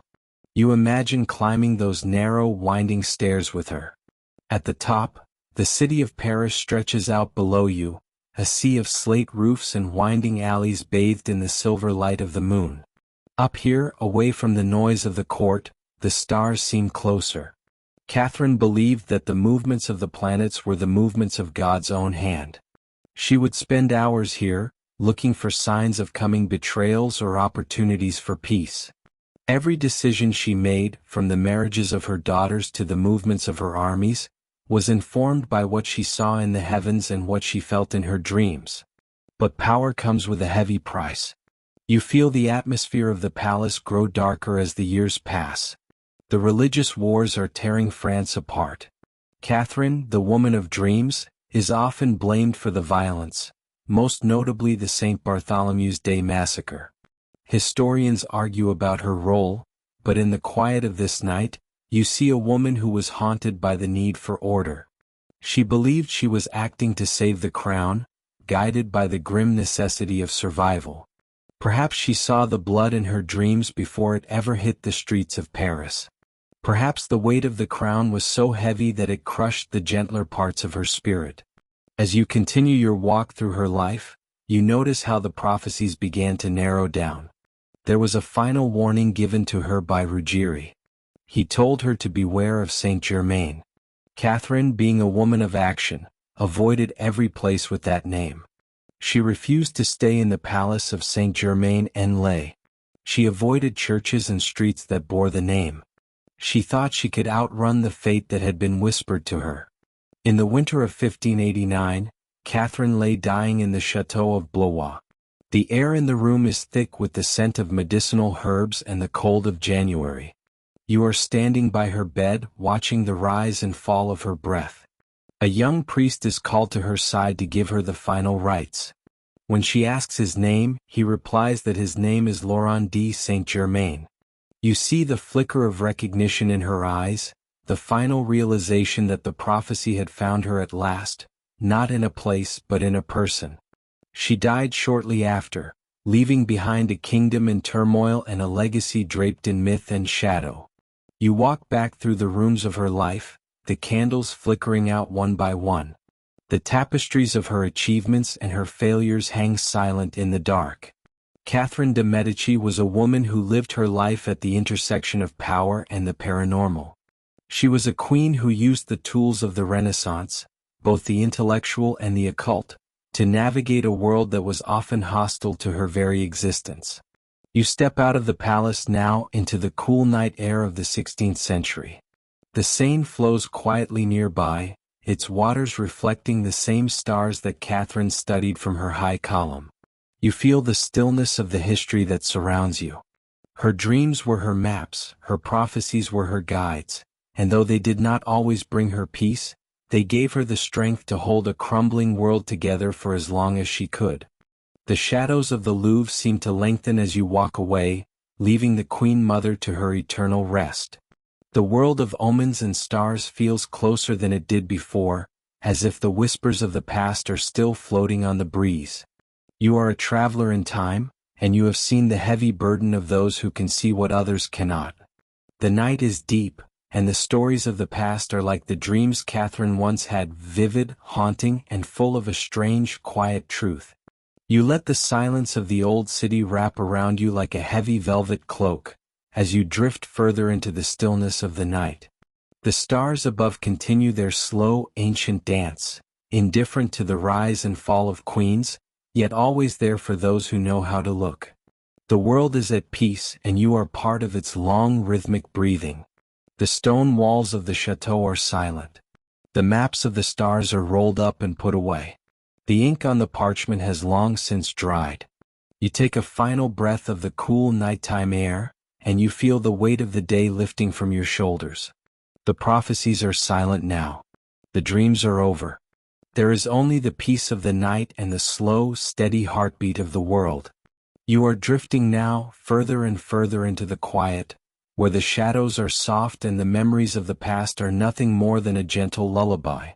The story has been told, the path has been walked, and you find yourself resting in the deep, tranquil shadows of a time long gone, where every breath is a step deeper into the calm of the night.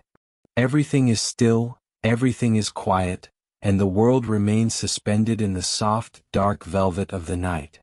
You step away from the open plains and begin a slow, deliberate walk into the ancient woodlands of North Yorkshire. The air here is different. It is cooler, heavier with the scent of damp earth and crushed ferns. As you move deeper into the trees, the canopy above thickens, knitting together into a ceiling of deep emerald and slate gray. The light filters through in soft, dusty shafts, illuminating the tiny particles of pollen and mist that hang suspended in the still air. Your footsteps are muffled by a thick carpet of moss and decaying leaves, a soft, yielding floor that absorbs every sound you make. There is no wind here, only the occasional low creak of a heavy oak branch or the distant, rhythmic drumming of a woodpecker somewhere far beyond the clearing. You are walking toward Knaresborough, a place where the earth itself seems to breathe with the weight of old stories. The path begins to slope downward, leading you toward the banks of the River Nid. The sound of the water is a constant, low hum, a gentle vibration that resonates in your chest. It is not a rushing river, but a steady, patient flow that has carved its way through the limestone over thousands of years. As you follow the curve of the bank, you see it. The legendary cave of Mother Shipton. It sits nestled within a limestone cliff, a dark and inviting mouth held within the face of the rock. But before you reach the cave itself, your eyes are drawn to the dropping well. This is a place where time seems to solidify.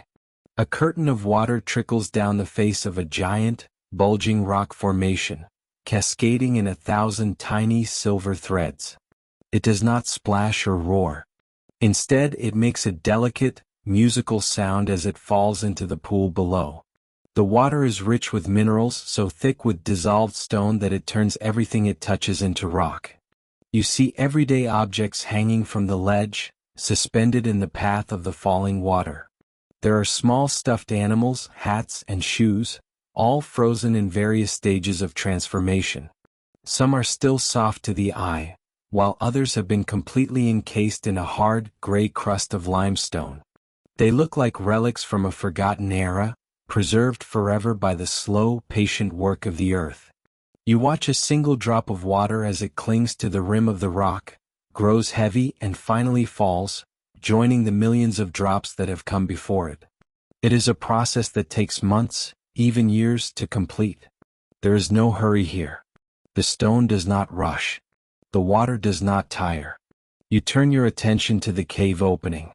This is where Ursula Southeil, the woman who would become known as Mother Shipton, was said to have been born in the year 1488. You step inside, leaving the bright world of the forest behind. The transition is immediate. The air inside the cave is cool and perfectly still. It smells of wet stone and ancient shadows. The walls are smooth, worn down by centuries of dampness, and they feel cold to the touch. You find a comfortable place to sit on a low ledge of rock, feeling the solid weight of the cliff above you. In the 16th century, this small, dark space was a sanctuary. Mother Shipton lived a life of quiet isolation, far from the busy markets and the political intrigue of the Tudor courts. Yet, despite her solitude, the world came to her. You imagine the local villagers trekking through the woods, their boots caked in mud, coming to seek a glimpse of the future. They would stand where you are standing now, peering into the shadows to hear the soft, rasping voice of a woman who claimed to see the threads of fate.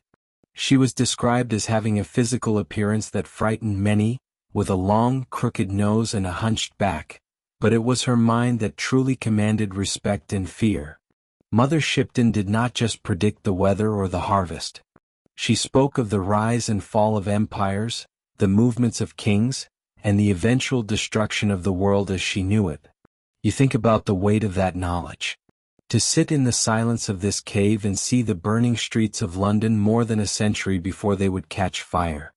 She reportedly predicted the Great Fire of 1666, describing how the city would be consumed by flames while she was still a ghost in the wind. She spoke of wooden birds that would fly across the sky and iron ships that would float upon the water, things that were utterly inconceivable to the people of the 1500s.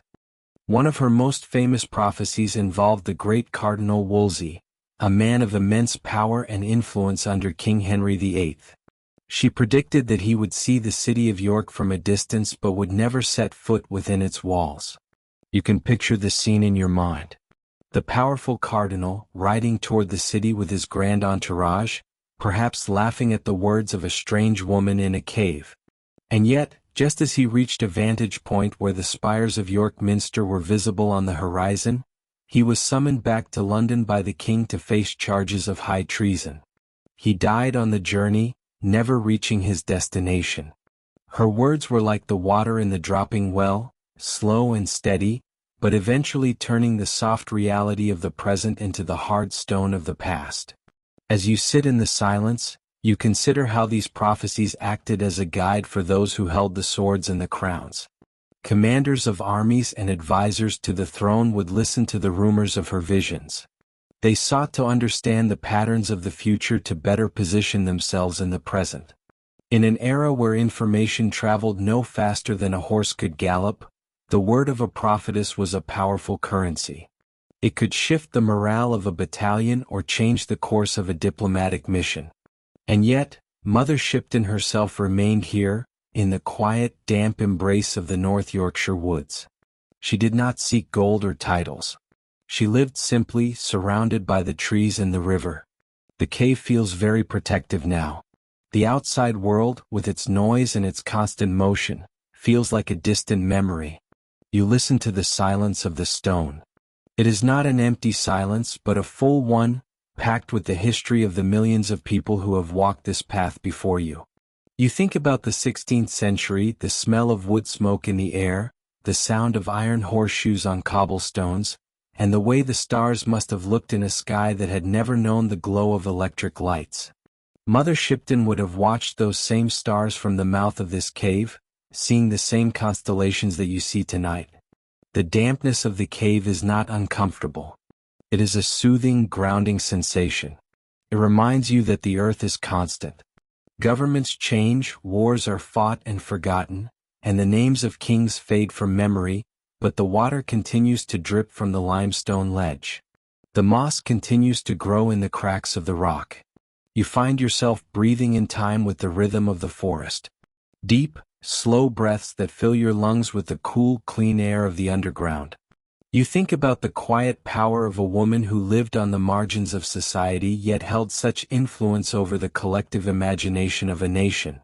Her prophecies were printed and reprinted for centuries after her death. People looked to her words during the dark days of the plague and the uncertain years of the Victorian era. Even today, her name carries a sense of mystery and awe.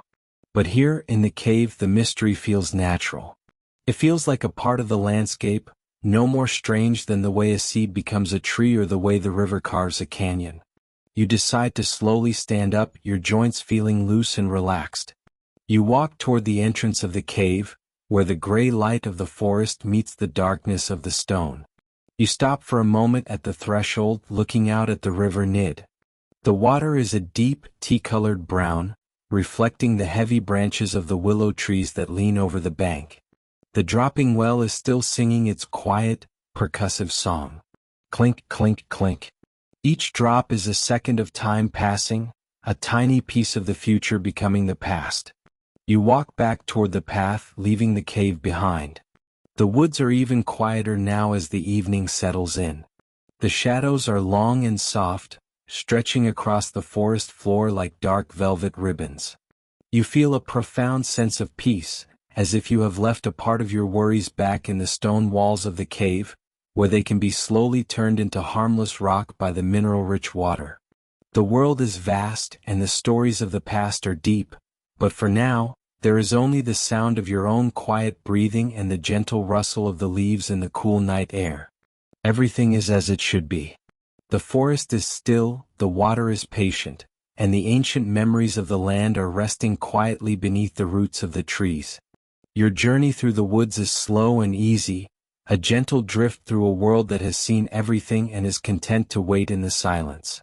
You find yourself standing on a high, rugged ridge in the Swabian Alps of southern Germany. It is the early 19th century, a time when the world is caught between the cold logic of the Enlightenment and the wild, misty dreams of the Romantic era. The air here is thin and sharp, carrying the scent of damp limestone and the deep, resinous perfume of the Black Forest. Beneath your feet, the ground is uneven, a path of gray stone and tangled roots that leads toward a small, isolated village nestled in the crook of the mountains. This is Provorst. It is a place where the clouds seem to hang lower than they do in the valleys, and where the silence of the high altitudes is so profound that you can hear the rhythm of your own breathing. You walk slowly down the slope toward a modest stone cottage. The windows are small, glowing with the soft amber light of oil lamps that flicker against the approaching twilight. This is the home of Friederich Haufe, a woman known to history as the seeress of Provorst. You step through the heavy wooden door and the transition is immediate. The biting mountain wind is replaced by a heavy, still warmth. The room is filled with the scent of dried herbs, perhaps lavender and valerian, hanging from the low ceiling beams. There is also the faint, metallic tang of old ink and the earthy smell of a wood fire burning down to its glowing embers. In the corner of the room, you see a bed draped in heavy linen. Friederich lies there, a figure of porcelain fragility. She has spent much of her life in this state, suspended between the physical world and a realm that others cannot see. For her, the walls of this room are not barriers. They are as transparent as thin glass.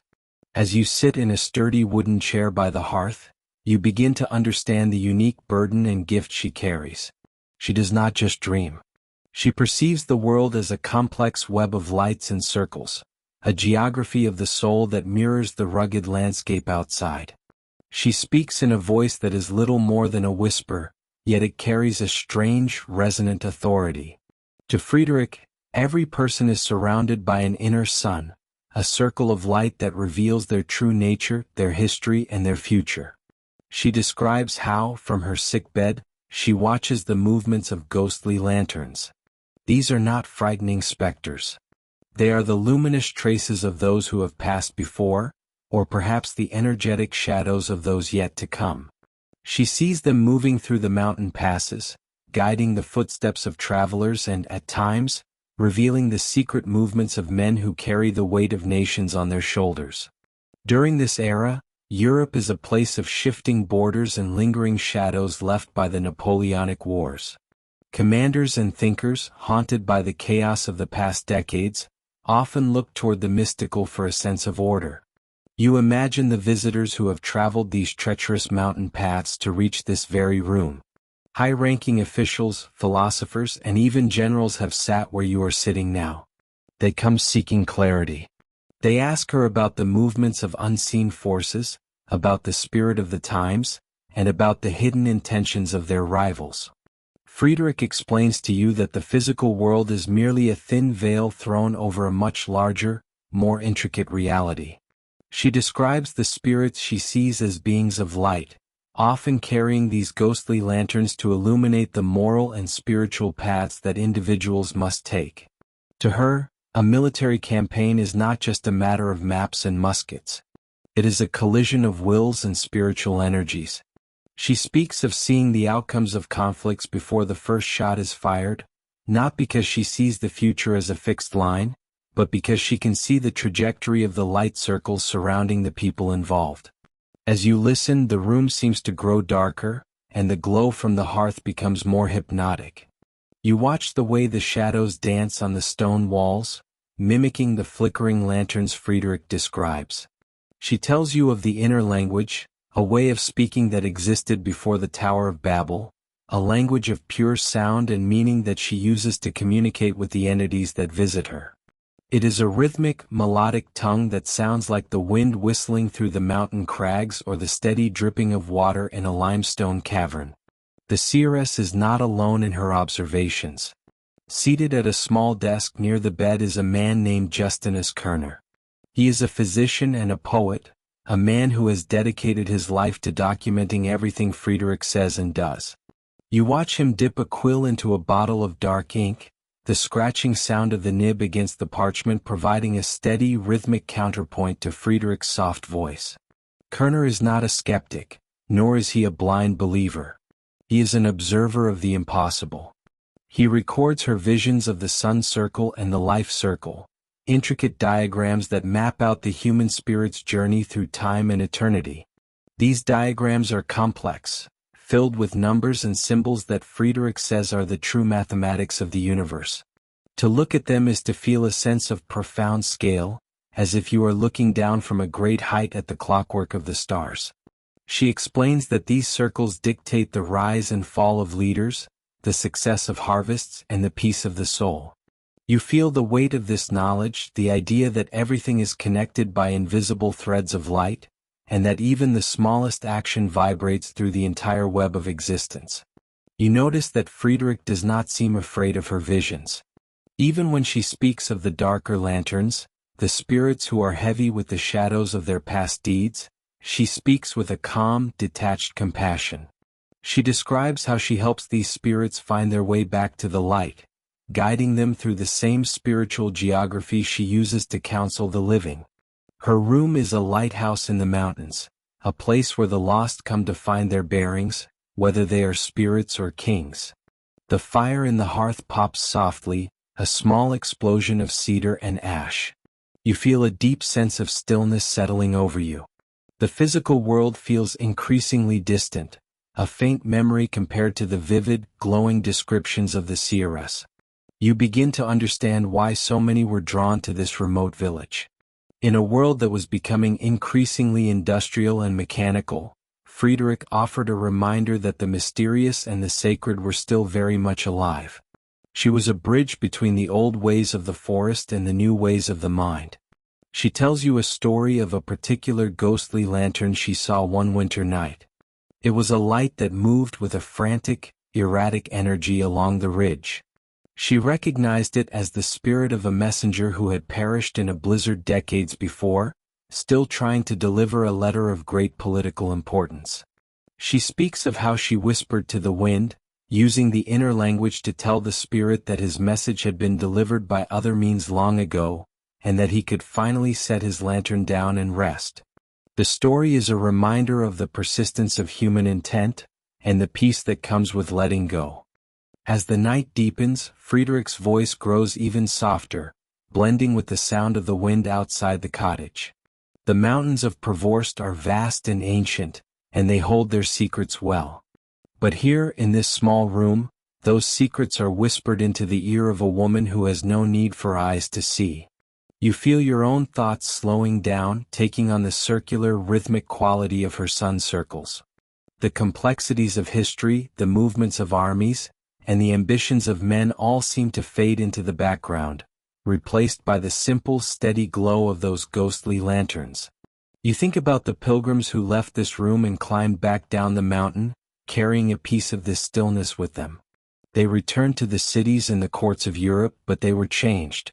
They looked at the world differently, seeing the shadows not as voids, but as places where light was simply waiting to be revealed.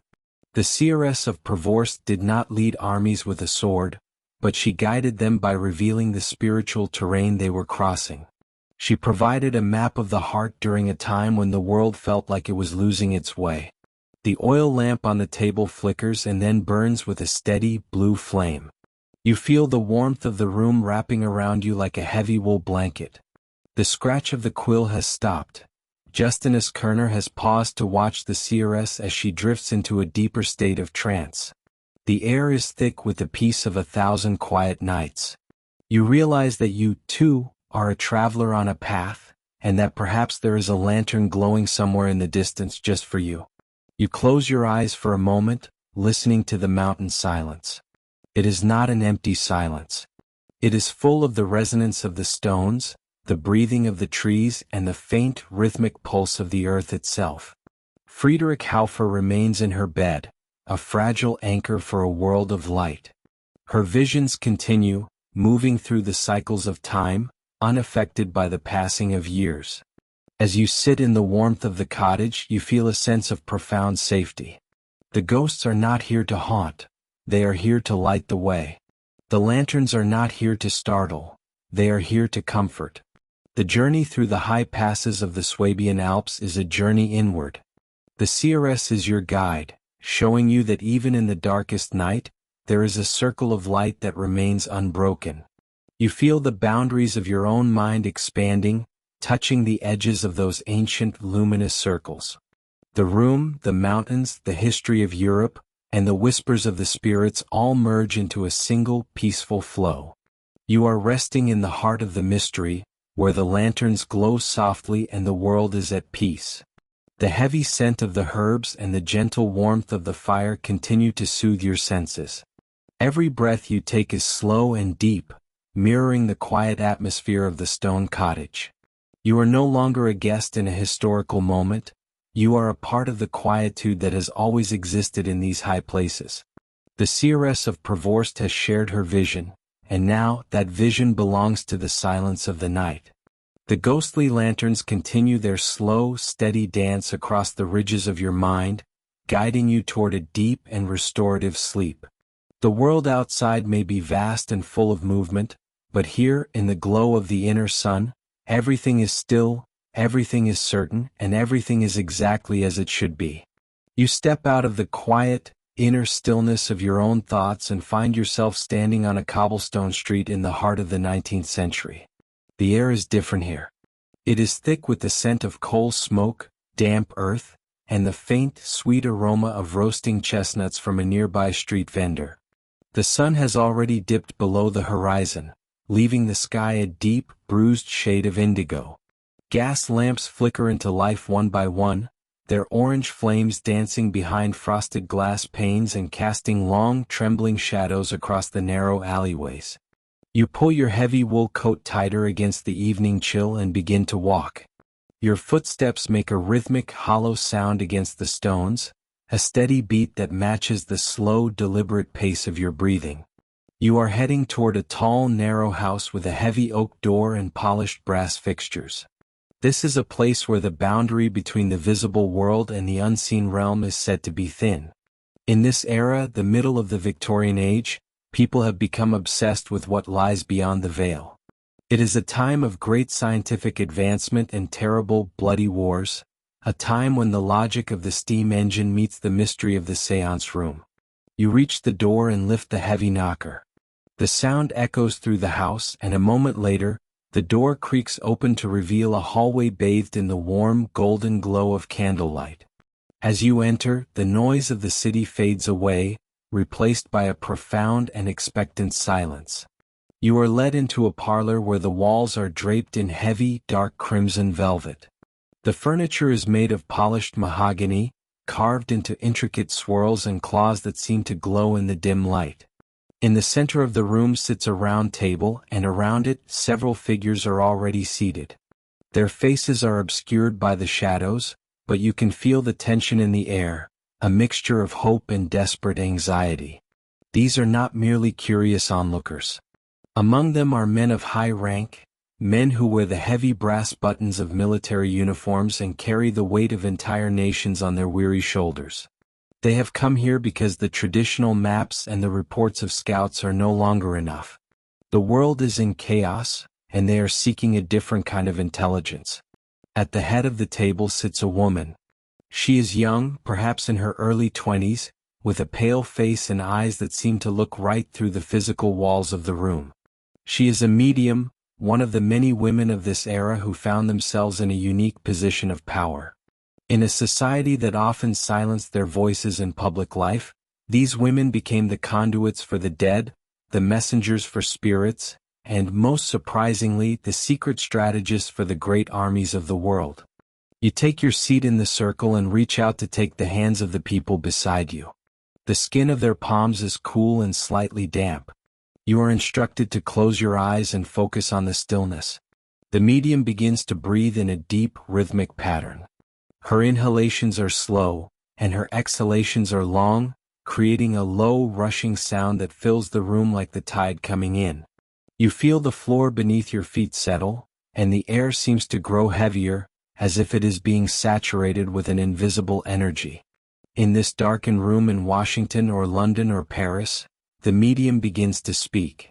Her voice is not her own. It is deeper, more resonant, carrying an authority that demands attention. She begins to describe things she could not possibly know through ordinary means. She speaks of troop movements in the distant valleys of Virginia. She describes the hidden fortifications along the coastlines of the Black Sea. She whispers about the secret betrayals brewing in the halls of Parliament. This is the strategy of spirits. During the American Civil War, the White House itself was often a place of such gatherings. You can almost see the tall, gaunt figure of the president sitting in a chair just like yours, his large hands resting on the table as he listens to the advice of young women like Nettie Colburn Maynard. These women were not just giving comfort to the grieving. They were providing a sense of direction when all other paths seemed blocked by the fog of war. They spoke of the right moment to issue proclamations that would change the course of history. They pointed toward the hills where an enemy might be hiding and suggested the timing for a march that would save thousands of lives. As you sit in this imagined circle, you realize that the power of these women came from their ability to tap into the collective subconscious of a society in mourning. They were the ones who could process the immense trauma of the age and turn it into something actionable. The spirits they spoke for were often the great generals of the past, or the wise ancestors who had seen it all before. By channeling these figures, the mediums were able to offer a perspective that was detached from the immediate terror of the battlefield. They provided a bird-eye view of the conflict, a map of the soul as much as a map of the territory. The medium's voice continues to drone on, a steady, hypnotic stream of words that feels like a warm blanket being wrapped around your mind. She speaks of the interconnectedness of all things. She tells the generals that their soldiers are not just numbers on a page, but threads in a vast tapestry. She warns that every action has an echo, and that the victory they seek must be balanced by a vision for the peace that follows.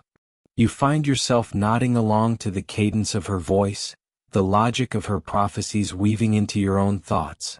The room feels as though it is drifting away from the earth, floating in a space where time does not move in a straight line. Here, the past, the present, and the future are all happening at once. You see the flash of cannons in the distance, but they are silent. You see the columns of smoke rising from burned cities, but they look like nothing more than gray ribbons of silk. The medium describes a bridge that must be held, a river that must be crossed, and a letter that must be written before the sun rises. The men around the table lean in, their breathing synchronized with hers, as they memorize every detail of this spectral reconnaissance. There is a strange comfort in this. To believe that there is a plan, even if it is a plan dictated by the shadows, is better than believing in the cold randomness of the world. For these Victorian seekers, the seance was a way to reclaim agency in a time when technology and war felt like they were spinning out of control. And the women who guided them were the navigators of this storm. They were the ones who could look into the darkness and see a light that others could not. The medium's voice begins to soften. The intensity of the energy in the room starts to dissipate, like the clearing of a heavy fog. You feel the weight of your own body again, the solidness of the chair, and the firm pressure of the floor. The medium's breathing returns to a normal, gentle pace. She opens her eyes, and for a moment, they remain fixed on something far away before they focus on the small, flickering candle in the center of the table. The session is over. One by one, the participants stand up. They move quietly, their movements slow and reverent. The military men adjust their coats and tuck their notes into their pockets, their faces looking more resolved than they did when you first arrived. They thank the woman with a brief, respectful nod and slip out into the night, disappearing back into the world of telegrams and ironclads and strategy meetings. But they carry the secrets of the parlor with them. They carry the certainty that they are being watched over, and that their moves are being guided by a wisdom that transcends the physical world. You remain in your seat for a moment longer, savoring the lingering stillness. The parlor is once again just a room filled with velvet and wood, but the atmosphere has changed. It feels purified, as if the heavy questions of the day have been answered and laid to rest. You look at the medium, who is now quietly sipping a cup of herbal tea. She looks tired, but there is a peace in her expression that is contagious. She has performed her duty. She has been the bridge. You finally stand up and make your way to the door. As you step back out onto the cobblestone street, the night air feels fresh and clean. The fog has thickened, swirling around the gas lamps and softening the sharp edges of the buildings. The city is quiet now, the frantic energy of the evening having settled into a deep, restorative slumber. You begin to walk back toward your own time, your own place, but the rhythm of your steps is lighter now. You carry with you the knowledge that even in the darkest hours of history, there have always been those who look to the dreams and the whispers of the unseen to find the way forward. The strategy of spirits is not about the certainty of battle, but about the endurance of the human heart. And with that thought, you find yourself ready to let go of the world, ready to drift into the velvet darkness of your own rest, where the prophecies are silent and the only movement is the slow, steady tide of your breath. The air around you has changed. You are no longer in the ancient corridors or the sun-drenched plains of antiquity. Instead, you feel the cool, damp press of a London evening in the year 1916. The street lamps are dimmed, painted over with thick black strokes to hide their glow from the eyes of the zeppelins that haunt the clouds above. You walk along a cobblestone path, the sound of your footsteps muffled by a low-hanging fog that smells of coal smoke in the Thames. This is a world caught in a long, breathless pause. It is the middle of the Great War, a time when the boundary between the living and the dead has become as thin as a sheet of parchment. As you walk, you find yourself turning toward a modest brick house. The windows are heavy with velvet curtains, cutting off the light of the interior from the gloom of the street. You climb the steps and reach for the brass knocker, but before you can strike, the door swings inward. A woman stands there. She does not look like a warrior or a queen. She wears a simple dark dress and her hair is pulled back in a soft, sensible bun. Her eyes, however, seem to look through you, fixed on a point somewhere in the far distance, perhaps miles away across the English Channel where the earth is being torn asunder. She invites you in with a quiet nod. You enter a hallway that smells of lavender and dried rose petals, a sharp contrast to the metallic tang of the city outside. As you follow her into a small parlor, you realize that you are entering the realm of the waking trance. During these years of unprecedented loss, thousands of women across Europe and beyond found themselves serving as a different kind of soldier. They were the mystics, the mediums, and the dreamers who stepped into the void left by the silence of the front lines. They provided a map of the unseen, a way for the grieving and the terrified to navigate a world that had suddenly stopped making sense. You sit in a comfortable armchair, the fabric soft against your back. A small fire crackles in the grate, the only sound in the room other than the steady rhythmic ticking of a grandfather clock in the corner. The woman takes her seat opposite you. Between you sits a small table covered in a cloth of deep forest green. She does not speak immediately. She simply breathes. You watch the rise and fall of her shoulders, and you find your own breathing beginning to match her slow, deliberate pace. In through the nose, out through the mouth. The tension in your neck begins to dissolve, melting away like wax near a flame. She tells you that the war is not just fought with steel and lead. It is fought in the dreams of mothers, in the sudden premonitions of sisters, and in the quiet trances of those who have learned to listen to the stillness. She speaks of the Angel of Mons, the legend that swept through the trenches and the home front alike. She describes how, during the retreat from Mons in 1914, exhausted soldiers reported seeing a phantom army of archers from the Middle Ages, led by St. George, who stood between them and the advancing enemy. To the generals, these were mere hallucinations born of fatigue. But to the women like the one sitting before you, these visions were evidence of a spiritual intervention, a sign that the psyche of the world was reacting to the magnitude of the struggle. You listen as she describes the way she enters her state of guided sleep. She does not close her eyes entirely. Instead, she allows them to lose focus, turning her gaze inward until the walls of the room seem to shimmer and fade. In this state, she says, she can hear the whispers of the lost. She can see the faces of young men she has never met, standing in fields of mud, thinking of home. She describes the letters she has received from soldiers who claimed that a sudden, inexplicable feeling of warmth or a voice in their ear told them to move, to duck, or to wait, just seconds before a shell landed where they had been standing. They believed it was the prayers of their wives and mothers that formed a protective shield around them, a psychic barrier forged in the quiet rooms of London, Paris, and Berlin. The room feels warmer now, the glow of the fire casting long, dancing shadows against the wallpaper. You feel a heavy, pleasant lethargy spreading through your limbs. The woman's voice becomes a low murmur, like the sound of a distant stream. She explains that her work is not about the grand movements of armies or the strategies of kings. It is about the individual soul. She tells you of a night when she sat in this very chair and felt a sudden, sharp coldness. She saw a vision of a garden she had never visited, a place with a broken stone bench and a climbing rose bush. She saw a letter hidden in the hollow of a tree. Weeks later, a woman came to her, desperate for news of her missing son.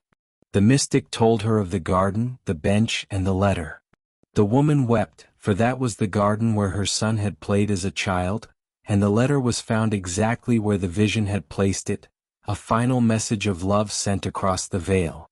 You find yourself drifting deeper into the story, the details of the present moment blurring. The history of the Great War is often told through the lens of maps and casualty lists, but here, in the dim light of the parlor, it is a history of the heart. These women were the custodians of hope. They used their trances to build a bridge between the physical world and the infinite. They offered a sense of continuity in a time of radical disruption. As the woman speaks, she reaches out and places a hand on the table. Her fingers are still, her pulse calm. She talks about the concept of the collective unconscious, though she might not use those exact words. She describes how the shared grief of millions created a sort of psychic atmosphere, a fog of sorrow that required specialized guides to navigate. She was one of those guides, a lighthouse in a storm of uncertainty. The fire in the grate has burned down to a pile of glowing orange embers. The ticking of the clock seems to grow slower, each second stretching out, filling the room with a sense of timelessness. You feel as though you are floating in the very trance she describes. There is no past, no future, only the soft vibration of her voice and the comforting weight of your own body in the chair. She tells you that the trances were not always about the dead. Often they were about the living. They were a way for the women who remained behind to find a sense of agency, to feel that they were doing more than just waiting and knitting and worrying. By entering the silence, by seeking out prophecies and visions, they were participating in the war on their own terms. They were the defenders of the spirit, the ones who ensured that the light of the individual was not extinguished by the darkness of the machine. You think about the thousands of rooms like this one, spread across the world, where women sat in the quiet, their minds reaching out across oceans and continents. You imagine the web of connection they wove, a tapestry of thought and intent that linked the domestic hearth to the muddy trench. It is a quiet history, one that isn't written in the textbooks of great battles, but it is a history that lived in the bones of those who survived. The woman falls silent now. She leans back in her chair, her eyes finally closing. The trance is over, or perhaps it has simply expanded to include the entire room. You feel a profound sense of peace. The world outside, with its noise and its shadows, feels very far away. The only thing that matters is the stillness, the warmth, and the knowledge that even in the darkest times, there are those who watch, those who dream, and those who guide. Your eyelids feel heavy, mirroring the woman across from you. The flicker of the embers is the last thing you see before the world of 1916 begins to dissolve into the soft, gray edges of sleep. You are safe. You are held in the quietude of this moment. The prophecies have been spoken, the visions have been shared, and the bridge has been crossed. As you let the last remnants of the day fall away, you realize that the trances of the past were just a way of preparing the soul for the ultimate rest, the deep and restorative silence that waits for us all at the end of the journey. The fog outside the window has turned into a blanket of stars, hidden but present. The city sleeps, the war sleeps, and you too are ready to surrender to the velvet embrace of the night. There is no more need for maps or guides. You have reached the destination. The air is still, the fire is a memory, and the silence is a gift.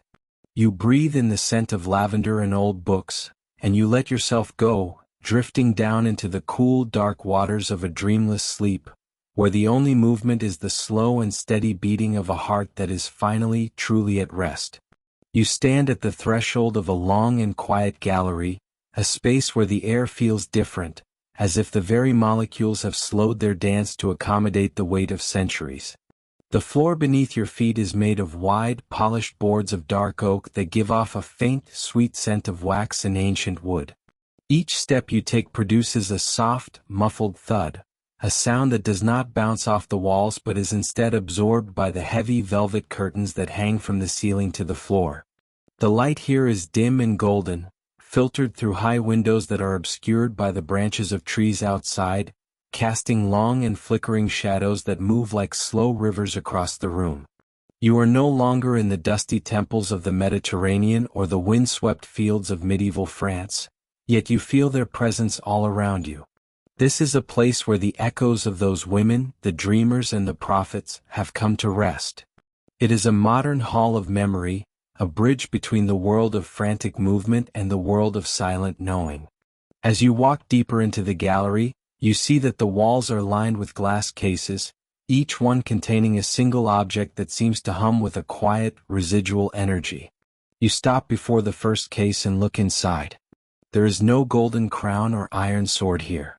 Instead, there is a simple bowl of polished obsidian, its surface so dark and still that it looks like a hole cut into the fabric of the world. You lean in closer, feeling the coolness of the glass against your forehead. You remember the stories of the scryers, the women who would gaze into dark water or polished stone until the surface dissolved and a new reality took shape. You think about how we, in our modern lives, still look into dark screens and reflective surfaces, searching for a sign or a message that will tell us which way to turn. The impulse is the same even if the tools have changed.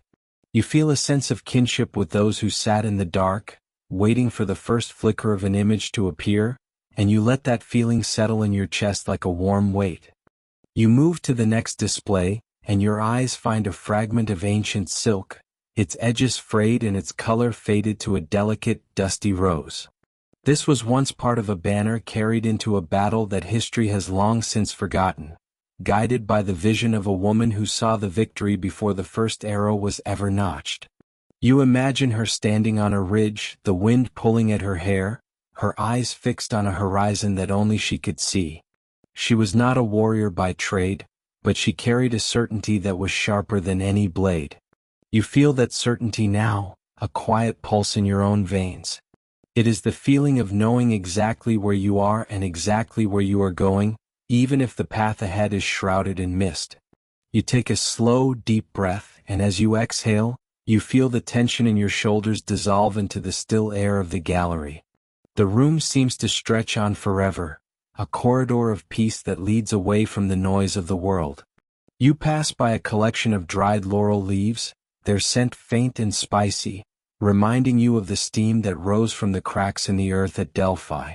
You think about the Pythia, the woman who sat upon the tripod and spoke in riddles that shook the foundations of empires. She was a vessel for something greater than herself, a bridge between the human and the divine. In the modern world, we might call it intuition or a sudden flash of insight, that moment when the answer to a difficult problem simply appears in the mind, fully formed and undeniable. You realize that you have felt this before, that quiet voice that speaks when the rest of the world is silent.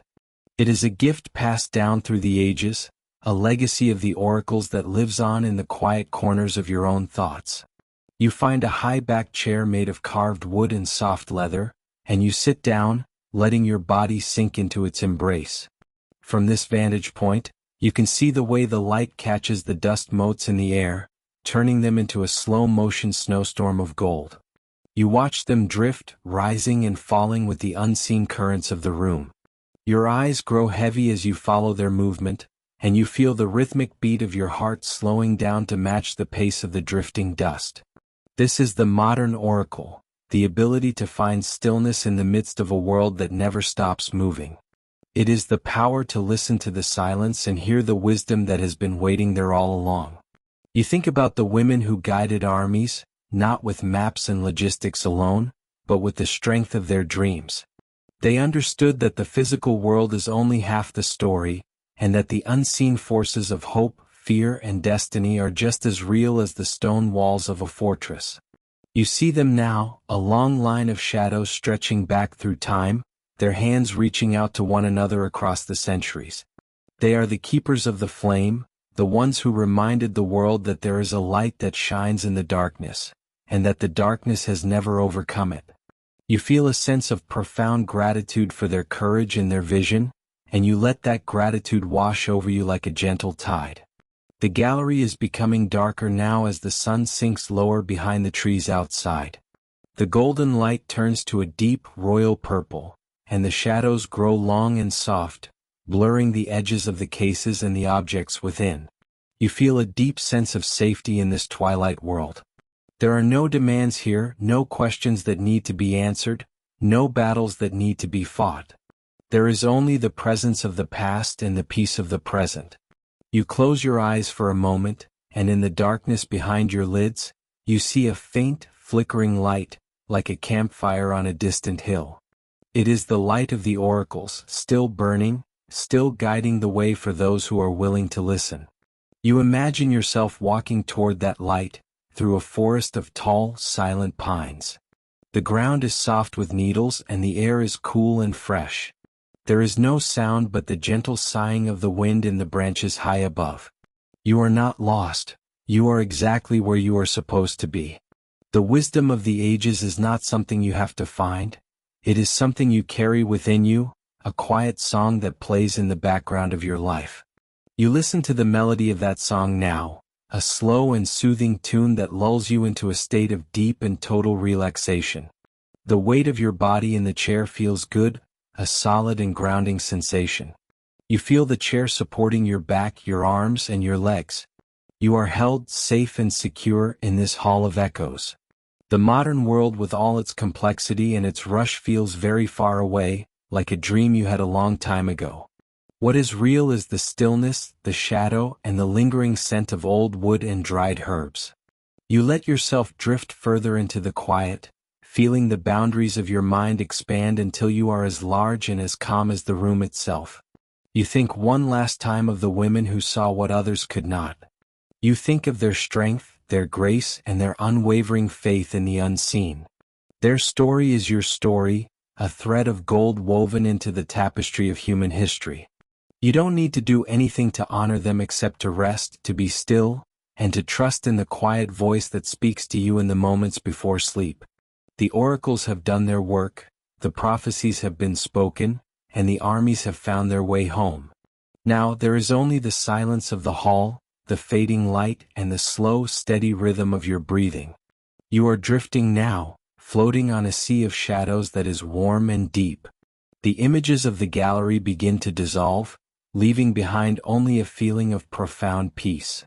You are descending into the cool, dark waters of a dreamless rest, where time has no meaning and the only truth is the quiet pulse of your own existence. You let go of the last remnants of the day, letting them sink into the depths, and you embrace the soft, velvet dark that rises up to meet you. In this place of ancient echoes and modern whispers, you are finally, completely at rest. Your eyes are closed, your mind is still, and you are ready to slip away into the long and gentle night. You find yourself walking along a narrow, winding path that hugs the side of a jagged cliff. The air here is thin and cool, carrying the scent of wild thyme and the sharp, salty tang of the distant sea. Below you, the valley is filled with a soft, blue mist that seems to swallow the world, leaving only the sound of your own footsteps on the ancient stones. This is the path to the high places, the places where the earth once spoke and the gods whispered secrets into the ears of women who knew how to listen. You are walking toward the end of an era, a time when the great oracles began to grow quiet and the smoke from the sacred fires started to thin. As you round a bend, you see the sanctuary. It is not the gleaming, golden monument it once was. The white marble of the columns has turned a gentle, weathered gray, and ivy climbs slowly up the fluted stone. There is a profound stillness here. You can feel the weight of centuries pressing down on the ground, a history of thousands of dreams and thousands of wars that were won or lost based on a single word spoken in a trance. You walk toward the entrance of the inner sanctum, your footsteps echoing softly against the floor. There is no one to stop you. The guards are gone, the crowds of pilgrims have vanished, and the long lines of kings waiting for guidance have retreated into the pages of history books. Inside, the air is thick with the ghost of incense. It is a heavy, sweet smell, like dried roses and cedar wood left too long in the sun. You see a woman sitting on a simple wooden stool. She is not dressed in the elaborate robes of the past.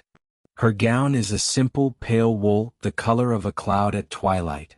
She does not look at you as you enter, for her eyes are turned inward, fixed on a world that only she can see. She is the last of the dreamers, the final link in a chain that stretches back to the very beginning of time. You sit down on a stone bench nearby, feeling the coolness of the rock seep through your clothes. You are here to witness the fading of the light. For thousands of years, women like her held the fate of empires in their hands. You imagine the scenes that these walls have witnessed. You see the great generals of the past, men with scarred faces and heavy iron armor, kneeling in this very spot. They were terrified not of the enemy's spears, but of the silence of the woman before them. They waited for her to breathe in the sacred vapors, to let her mind drift away from the physical world and into the realm of the eternal. You can almost hear the low, rhythmic chanting of the priests who once surrounded her, their voices creating a drone that helped her slip into the deep sleep of prophecy. But now the chanting has stopped. The world outside has changed. New cities are being built with straight lines and logical laws, and the old ways of dreaming are being forgotten. You watch the woman as she slowly leans forward, her hands resting in her lap. She represents a time when the boundary between the waking world and the world of spirit was as thin as a veil. To her, the future was not a mystery to be solved with maps and calculations, but a landscape to be walked in a dream. She saw the movement of armies like the shifting of shadows on a wall. She felt the death of a king as a sudden chill in the air long before the news reached the palace gates. You look around the room, noticing the small details that speak of a long decline. A bronze bowl, once polished to a mirror finish, is now covered in a green patina. A tapestry depicting a great battle is frayed at the edges, the threads of gold and crimson losing their luster in the dim light. Yet there is a beauty in this decay. It is the beauty of a long day finally coming to an end. The frantic energy of the past has been replaced by a deep, abiding peace. You feel your own breathing start to slow down, matching the slow and steady rhythm of the woman across from you. She begins to speak, but her voice is not the thunderous command of a deity. It is a soft murmur, like the sound of dry leaves blowing across a courtyard. She tells you that the dreams are becoming harder to find. She describes the world of the spirit as a great ocean that is slowly receding from the shore. Once, the water was high and the waves brought messages from the deep, but now the tide has gone out, leaving only empty shells and wet sand. She is not sad about this. She speaks with the calm of someone who has seen the rise and fall of too many things to be troubled by the inevitable. You lean back against the wall, closing your eyes for a moment. You can visualize the great library of dreams that she carries within her mind. There are dreams of white horses galloping across a burning plain, symbolizing a conquest that changed the map of the world. There are dreams of a single golden eagle falling from the sky, marking the end of a dynasty. These were the visions that guided the hands of those who built the world you live in. Without these women, the history of humanity would be a different story entirely, one lacking the mysterious thread of the divine that wove through the lives of the ancient people. The woman moves slightly, and you open your eyes to see her looking at the small flame of a single oil lamp. It is the only light in the room now. The sun has dipped below the horizon, and the blue mist from the valley is creeping up the mountain to surround the temple. She tells you that her task is almost finished. The world no longer asks for her dreams, and so she is free to dream for herself. She is no longer burdened by the weight of the future. She no longer has to carry the deaths of thousands or the birth of nations on her shoulders. She is simply a woman in a quiet room watching the light fade. You feel a sense of profound gratitude for her and for all those who came before her. They were the bridge between the known and the unknown. They stood in the dark places so that others could walk in the light. As you sit there in the deepening shadows, you realize that the power of the dreamer is not just in the prophecy itself, but in the reminder that there is more to existence than what we can see and touch. There is a world of shadow and light, of symbol and metaphor, that runs beneath the surface of our daily lives. The air in the sanctum grows cooler, and you wrap your cloak more tightly around you. The smell of the incense is almost gone now, replaced by the clean, sharp scent of the night air. The woman closes her eyes, and you know that she is slipping into her final dream. It will be a dream of a quiet garden, perhaps, or a long-forgotten childhood home. It will be a dream where there are no wars to guide and no kings to advise. It will be a dream of pure, uninterrupted rest. You stand up quietly, careful not to disturb the silence. You walk back toward the entrance, looking one last time at the columns and the ivy and the woman on her stool. The lamp flickers and then goes out, leaving the room in total darkness. You step outside onto the mountain path. The stars are out now, thousands of tiny cold lights scattered across the black velvet of the sky. The path back down is easy to find, for the moon has risen, casting a silver glow over the stones. As you walk down the mountain, you feel the weight of the day falling away. The stories of the dreamers and the prophecies of the past are like a soft blanket being drawn over your mind. The world is quiet. The great machines of history have slowed to a crawl, and the loud voices of the daytime have retreated into the distance. You are alone with the night and the memory of the fading light. Every step you take brings you closer to your own rest, a sleep that is earned and peaceful. The valley below is now a sea of darkness, with only the occasional twinkle of a distant campfire to mark the presence of other people. But they feel very far away. You are in the realm of the stars and the wind. You think about the cycle of time, how things begin in mystery, flourish in the light, and eventually return to the shadow. The era of the dreamers has ended, but their influence remains in the quiet corners of our thoughts, in the way we still look to the night sky for answers, and in the way we still find meaning in the stories we tell ourselves before we sleep. By the time you reach the bottom of the path, your mind is as still as the temple you left behind. The journey through history has come to its natural conclusion.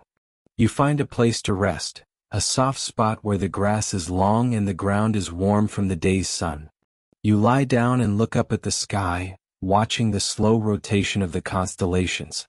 The stars seem to be whispering to you, not of wars or empires, but of the simple beauty of being still.